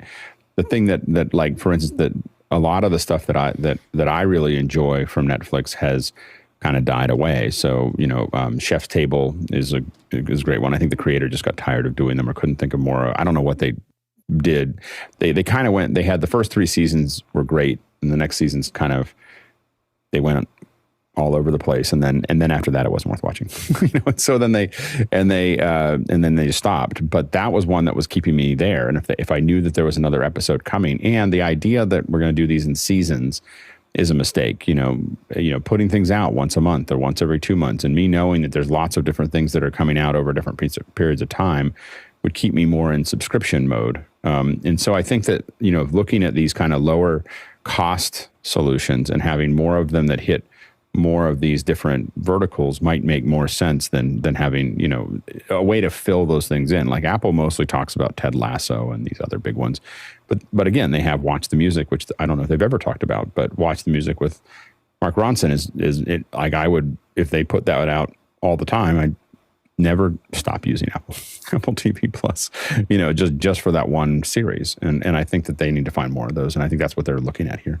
Are the other subscription plus services a competition to Apple, or is Apple in its own universe? No, not at all. I mean, there's another question about Apple One that probably makes more sense. Apple and Amazon are playing a very different game because they don't need to make money on the service. It's an added value to all the ecosystem. The other ones but I think that, right now, in my opinion, Disney's producing the best content, followed probably by HBO Max, and then Apple and Netflix are somewhere, in there. And then after that, it kind of falls off. I have to admit, I think that a lot of the Paramount and NBC, Peacock, and some of the other ones, they made a critical error, which is that they thought that they could come in later and people would still be there. I'm saturated. Like, I won't subscribe to anything new. Like, I have all this stuff to choose from. And so when I see new things come out on new platforms, I'm just like, oh, I can't. So I think we're going to probably see more consolidation across the platforms as they, the groups that didn't get out in time or don't have a compelling thing. And maybe they're making enough money, like horror TV. I don't know. I mean, that's a whole platform. I don't know how they, Well, and the term make money. The term Maybe lost. Well, to that point, the term lost leader comes to mind, and that's why when I started this video editing game, Avid was selling the software for $40,000. But now you can buy, software is technically free. Well, the key, I mean, any of these businesses can stay alive if they're making more money than it's costing them to run the business. So they can, keep on having these little, if they have a niche that they're solving, like if someone built the one subscription, like I love music documentaries. If you built a music documentary, all about it and just that's all you did, I'd probably pay $5 a month for that, or $10 a month for that, because that would fill up most of my time. And then you could be producing new ones and everything else. The risk you have is that if you were remotely successful, Apple could just look at you and go, "Oh, we should make more music documentaries." Okay, so I'm going to start my music documentary. I know I've got 5 times 12. My budget's okay. Maybe I'm not going to do it. Next. I just want someone to go back and remake all the behind the musics. If anyone remembers the old behind the musics from VH1, I would just do those in high resolution again. That'd be great. But did you do it in 4:3? I didn't like pop-up video that much. I kind of did. We kind of like pop-up video. It was cool. I mean, we thought about it a lot. Pop-up video was they would pop up little factoids during a music video, or was it just music videos, Mitch? Yeah. Was it just Yeah, it was great. It was distracting, like closed captioning can be, but it was nice. fun. If you'd already seen the music video, it gave you a lot more information. I felt, as a person who worked on some of those music videos, I felt like, oh, there's so many things they could have said. So I was like left with, but they didn't talk about the fact that that's a stagehand that they put in the background because we ran out of people. Like it was just kind of like, like that would have been, those would have been fun. Well, to your point though, we've got a lot of people making content now, and that's just recycling existing content and repurposing. And so, but Mitchell, can you do the sound effect for the pop-up? Mm-hmm. Pop-up video. There it is. Okay, next question. We'll stick with you, Reedy. All right. Thanks for letting me do that. Craig McFarlane from Boston, Massachusetts. While somewhat obvious, is there a good reference for the impact of higher quality audio video in Zoom meetings? Alex.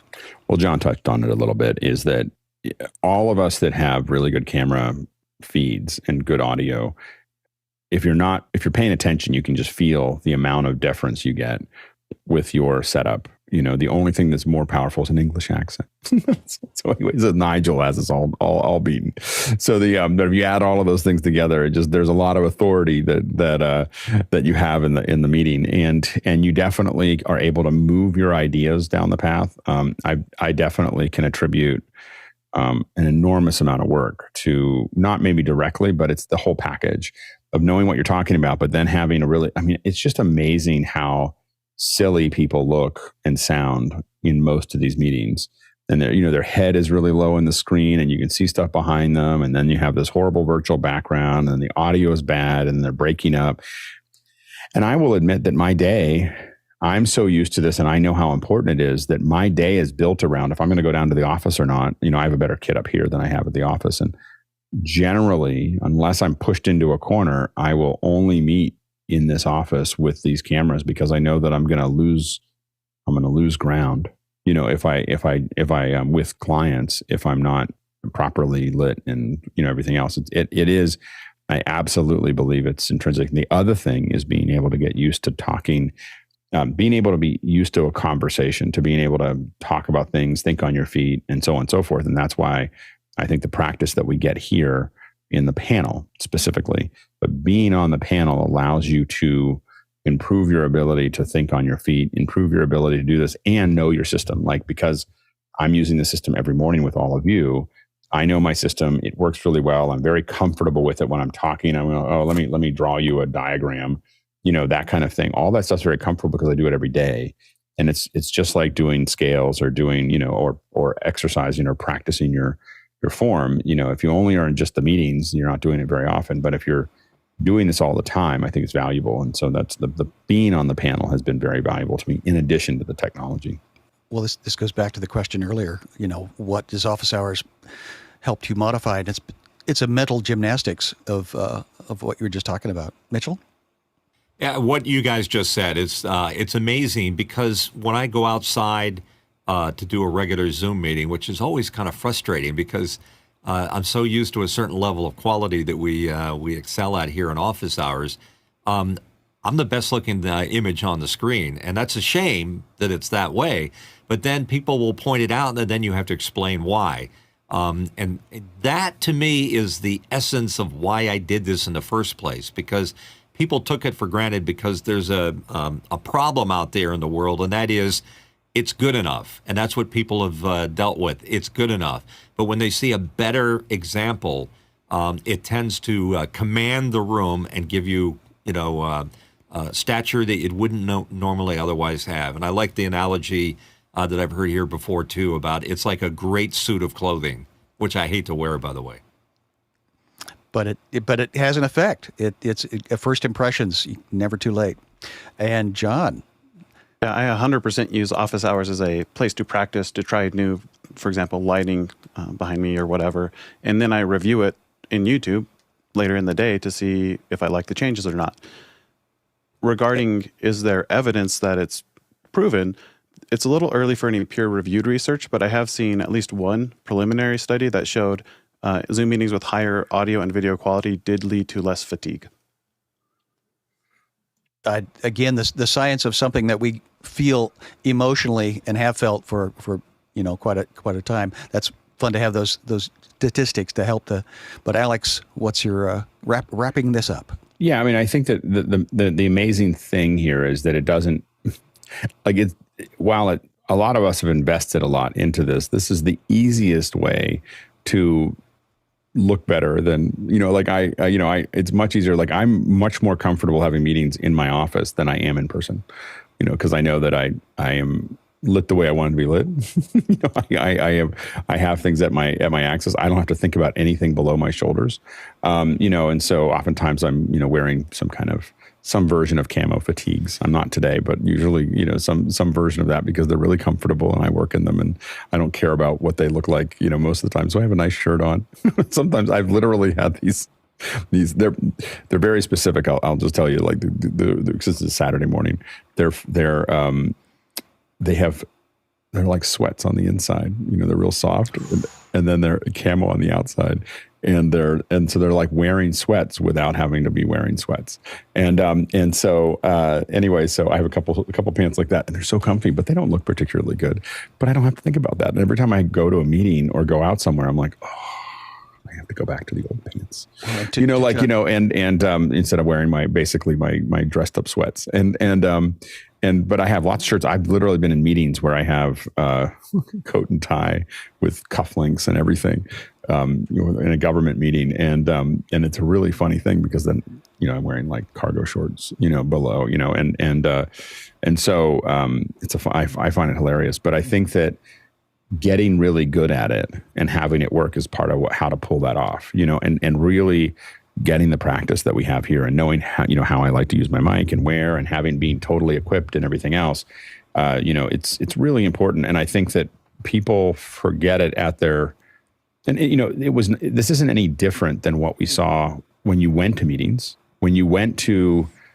out there, and there were some people who were, they prepped before the meeting, they dressed the part, they, had everything that kind of in order.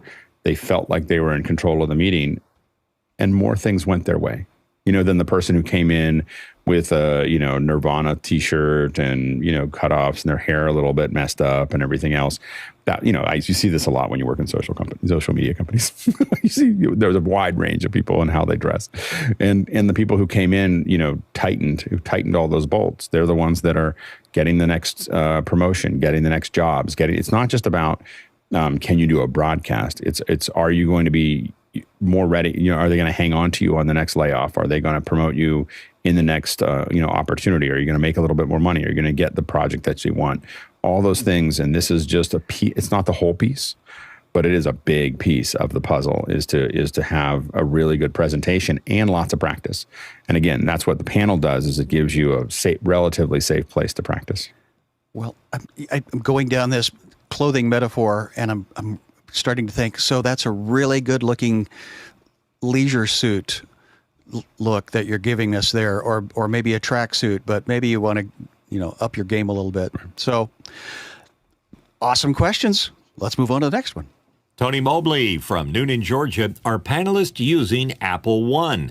If it's a good investment, or is it a good investment getting version 29 version for family use? Fun. John, what do you got? For me, it's a good value. It is not a good investment because it is an expense, not a revenue generator. But what I did is I looked at the different parts of it and asked how much would I be willing to pay for this. I was willing to pay $10 a month for the backup, $15 a month for the family plan for Apple Music. That brought me up to $25 total. And between the news and the Apple TV and all the other features, it's worth another $5 for me. I'd love to explore later the definitions you just gave of the difference between investment versus value, but that's a different conversation. Alex. It's easy. Like there's so many things that they packed into it, between all the, all the different pieces there, that it's a really easy subscription. I mean, that's one of the easier ones because, and again, Apple and Amazon have the easier ones because they just have bundled so much into it that you're just like, yeah, sure. Like, I get a lot of value on that every day. And I listen to Apple Music all the time, and I definitely have the storage and, all those other bits and pieces, and I have a family plan. And so all of that stuff adds up, and it's a really easy $30 a month.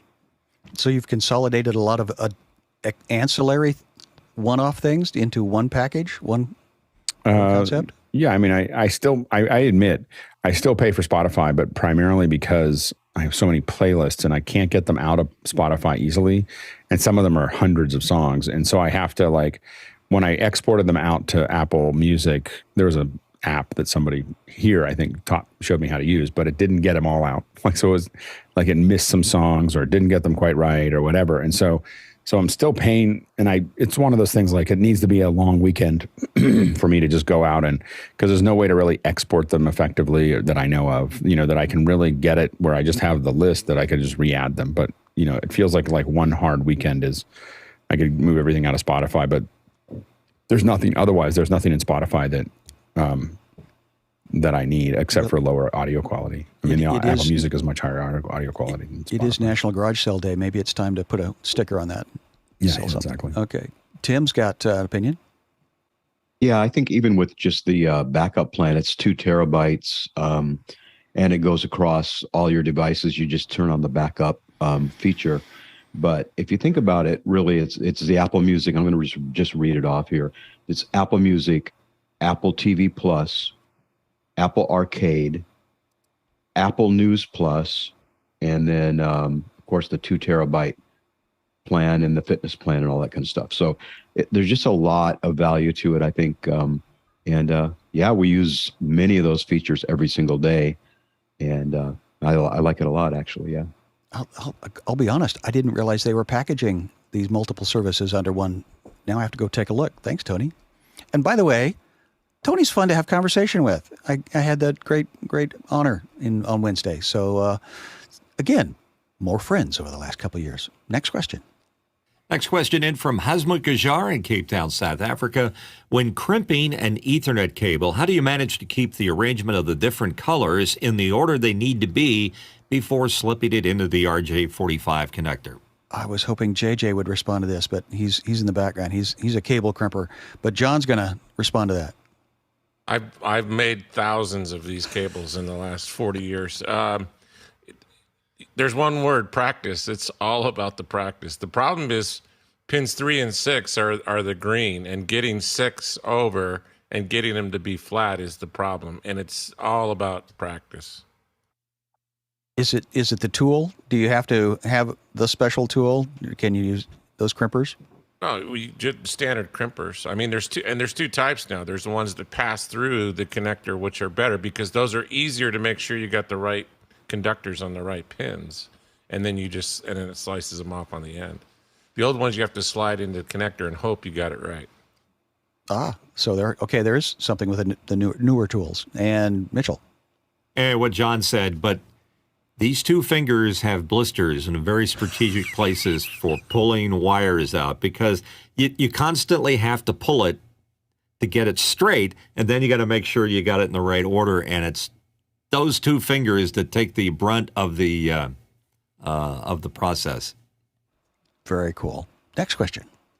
Chris Clark from Tempe, Arizona. For teaching presentation uses, is the Insta360 Link webcam taking the place of the ATEM as the next investment that office hours will be promoting and demonstrating? We have found our hot topic for today. John? I would suggest for most teachers, if they don't have any other gear, I think starting with the Insta360 is a great starting point. If they already have other gear, an ATEM Mini might be the right solution because if they already have like an iPad, you could draw on the iPad as an input to the ATEM Mini, which I think would work better than a whiteboard on the Insta360. It just depends what they already have and what they want to do, but I think a natural growth rate might be start with that Insta360, eventually get another camera and ATEM Mini and grow from there. Alex? Yeah, I agree. I think that if you only get one thing, I would probably get the Insta360. But if you're going to build a larger ecosystem and you want to build like something that really does a lot of shock and awe kind of, really, I want to jump from this camera, that camera, this camera, I want to draw over top of it, I want to have graphics, I want to have these things, then you're probably going to still need an ATEM. Very good. Again, as the new technology comes out. So let's move on to the next question. Here we go. Paul Valhus in Austin, Texas. How about having a PowerPoint keynote roulette show? Ideas just keep on coming. What do you think? I just Alex? read them. I have no idea what that would look like. Tick, tick. Well, it is Paul. I'm confused. Yeah. It has something to do with microphones, I'm sure. And yeah. I just want to know, is it... is that a second hour? Can he put that in second hour? Does that mean Discord? that we have to do one presentation and then we leave 6 presentations empty? And then I don't know. Okay, Paul. Sounds like you've got Alex stumped. Maybe jump in on philosophical. You got to spin the thing, and then it's like, and you have to do a presentation. Or like, no, you don't have to. That's my life already. My life is already a roulette. Well, I think we can spin the dial empty. to the next one. Sorry, JJ. Not 6 empty, 5 empty. Anyway, go ahead. All right. Question, Paul please. is back. Yes, if it couldn't possibly get any worse. No.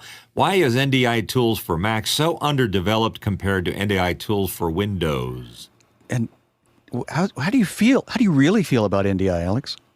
No, I think that, I played with it. The reason it's more developed on Windows is because new tech is Windows based, and most of the people who use it are Windows based. So that's why.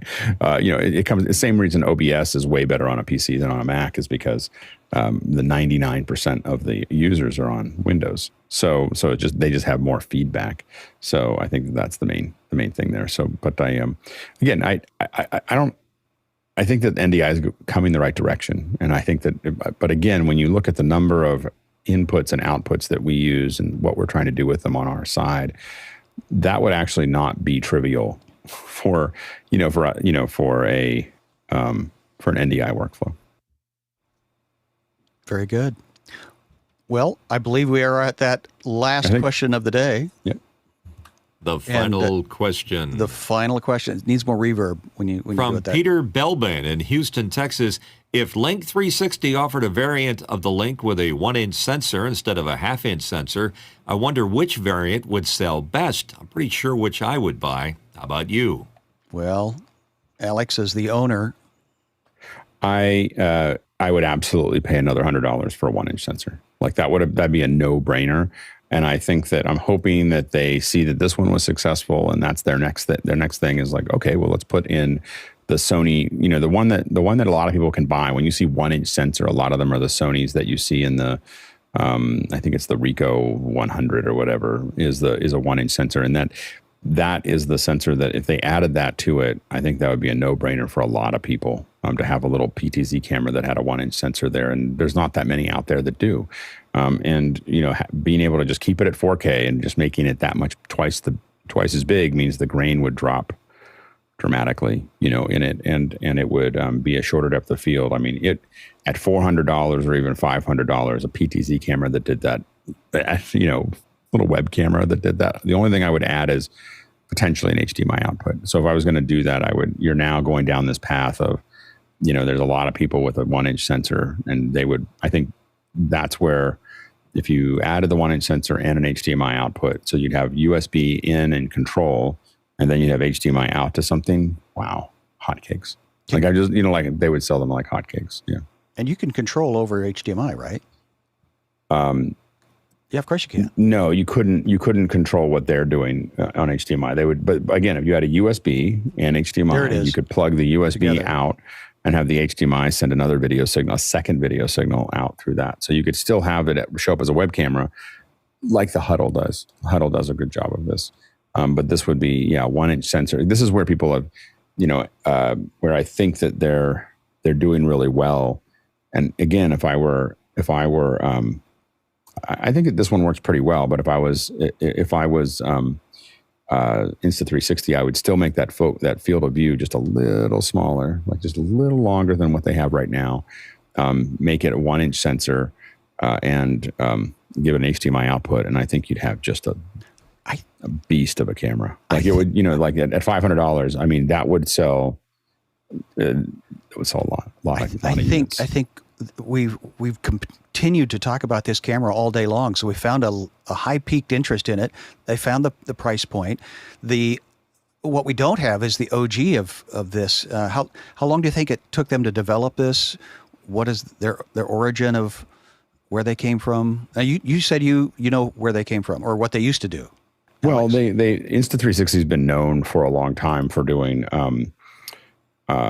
They built 360 cameras, and then what they were really good at is they were good at taking those 360 cameras, and then they have software that would take the 360 and then but you could say, oh, I just want to pan until inside that 360 and get a 1920 by 1080 out. So that's what Insta360 really, that was their early days, and so they're really good at audio, video processing and good at sensors because the 360 sensors so they're taking these sensors that they had before, and all they're doing is, they have miniaturized sensors for a lot of their cameras. And again, if they're probably the same sensors that are in a lot of their spherical cameras are going into the Link, so you're just able to buy it at a higher rate. So it probably end up lowering the price of their 360 cameras as well because they'll be able to buy more silicon at one time. And you've also shared the perspective of Blackmagic, that Grant is the driving visionary and force behind that. Of course, he's got engineers and marketing and all those people behind him. So I think if we can reach out to them and bring them, we could be a good test bed for them. We'll work on it. We'll see if we can't scare up a connection. Yeah. Okay. Well, the scaring will continue. We've done it, Alex. We've talked, and we didn't have to talk slow. And the questions came in. We didn't need any more questions. There was an opportunity. There's an opportunity to fill more questions, but we never need the quality. questions. The quality of the question. It's always never operate out of scarcity. I'm actually I think going. statistically that the Live 365 has been mentioned in more different ways in one show than any other product of any kind. I know, and it wasn't We have to look at that. the focus. Yeah. John Preto has statistics. He knows how to use a spreadsheet. Well, I think we've wrapped it up for the day. Alex is going to go off to the market. Edmonds here in the Pacific Northwest has a beautiful market, but I've been enjoying the blueberries, and Kenneth was going to be coming up here and help me pick those here in the Seattle area, but. And we might take you on a tour. Like we one thing my daughter and I do that last time we were buying fruit, and we may still do that again. But the other thing that we do is we go to the antique store because it's really fun. Maybe I'll jump into after hours from the antique store because we love it. When antiques first started out things. in the 70s, and there was an English teacher out in like Dodge City, Kansas. I said, "What are you doing?" He says, "Well, you take it out of its context. This piece of thing up in an attic under the 16 inches of dust, it's junk, but you dust it off and you put it on a shelf and you give it a spotlight. So all of a sudden has a value," and he sold it to me for $27. By the way, Paul Valhus's son is doing his first stand-up in Novato tonight. I know. I don't think I can make it. I had some other plans for it, and I feel bad about it because he's like a mile away. But I have some other things that were already planned before I knew that. So. Well, we are at the top of the hour. I would love to make sure we honor all of the people, the hundreds, dozens, at least dozens of people, hundreds of human hours that have put this together. And then we'll, what do we do tomorrow, Alex? Tomorrow we're going to do more of this, except that we don't put it on YouTube, and we usually talk more about the mechanics of the group. So if you have questions about how this is working in Discord and why hasn't this happened and why can't we have this, or I think this would be a great idea, or please explain why we're doing the whatever, that's Sunday. So ask those things on Sunday. As I've appreciated watching Alex continue to be more refined and help us all refine our thoughts and ideas, I'm grateful for the opportunity to be here today as a host. And as it was stated, everybody loves a train wreck. So hopefully we didn't have that. So let's. Well done, Sky. This is a really good first try. That. Yeah. So it's I think it'll be fun to have you as one of our hosts. Well, appreciate that, sir. And let's roll credits and make sure all those other people are honored. Besides, I just can't help whispering. It's the best part. Mitchell. It's great to see John today, too.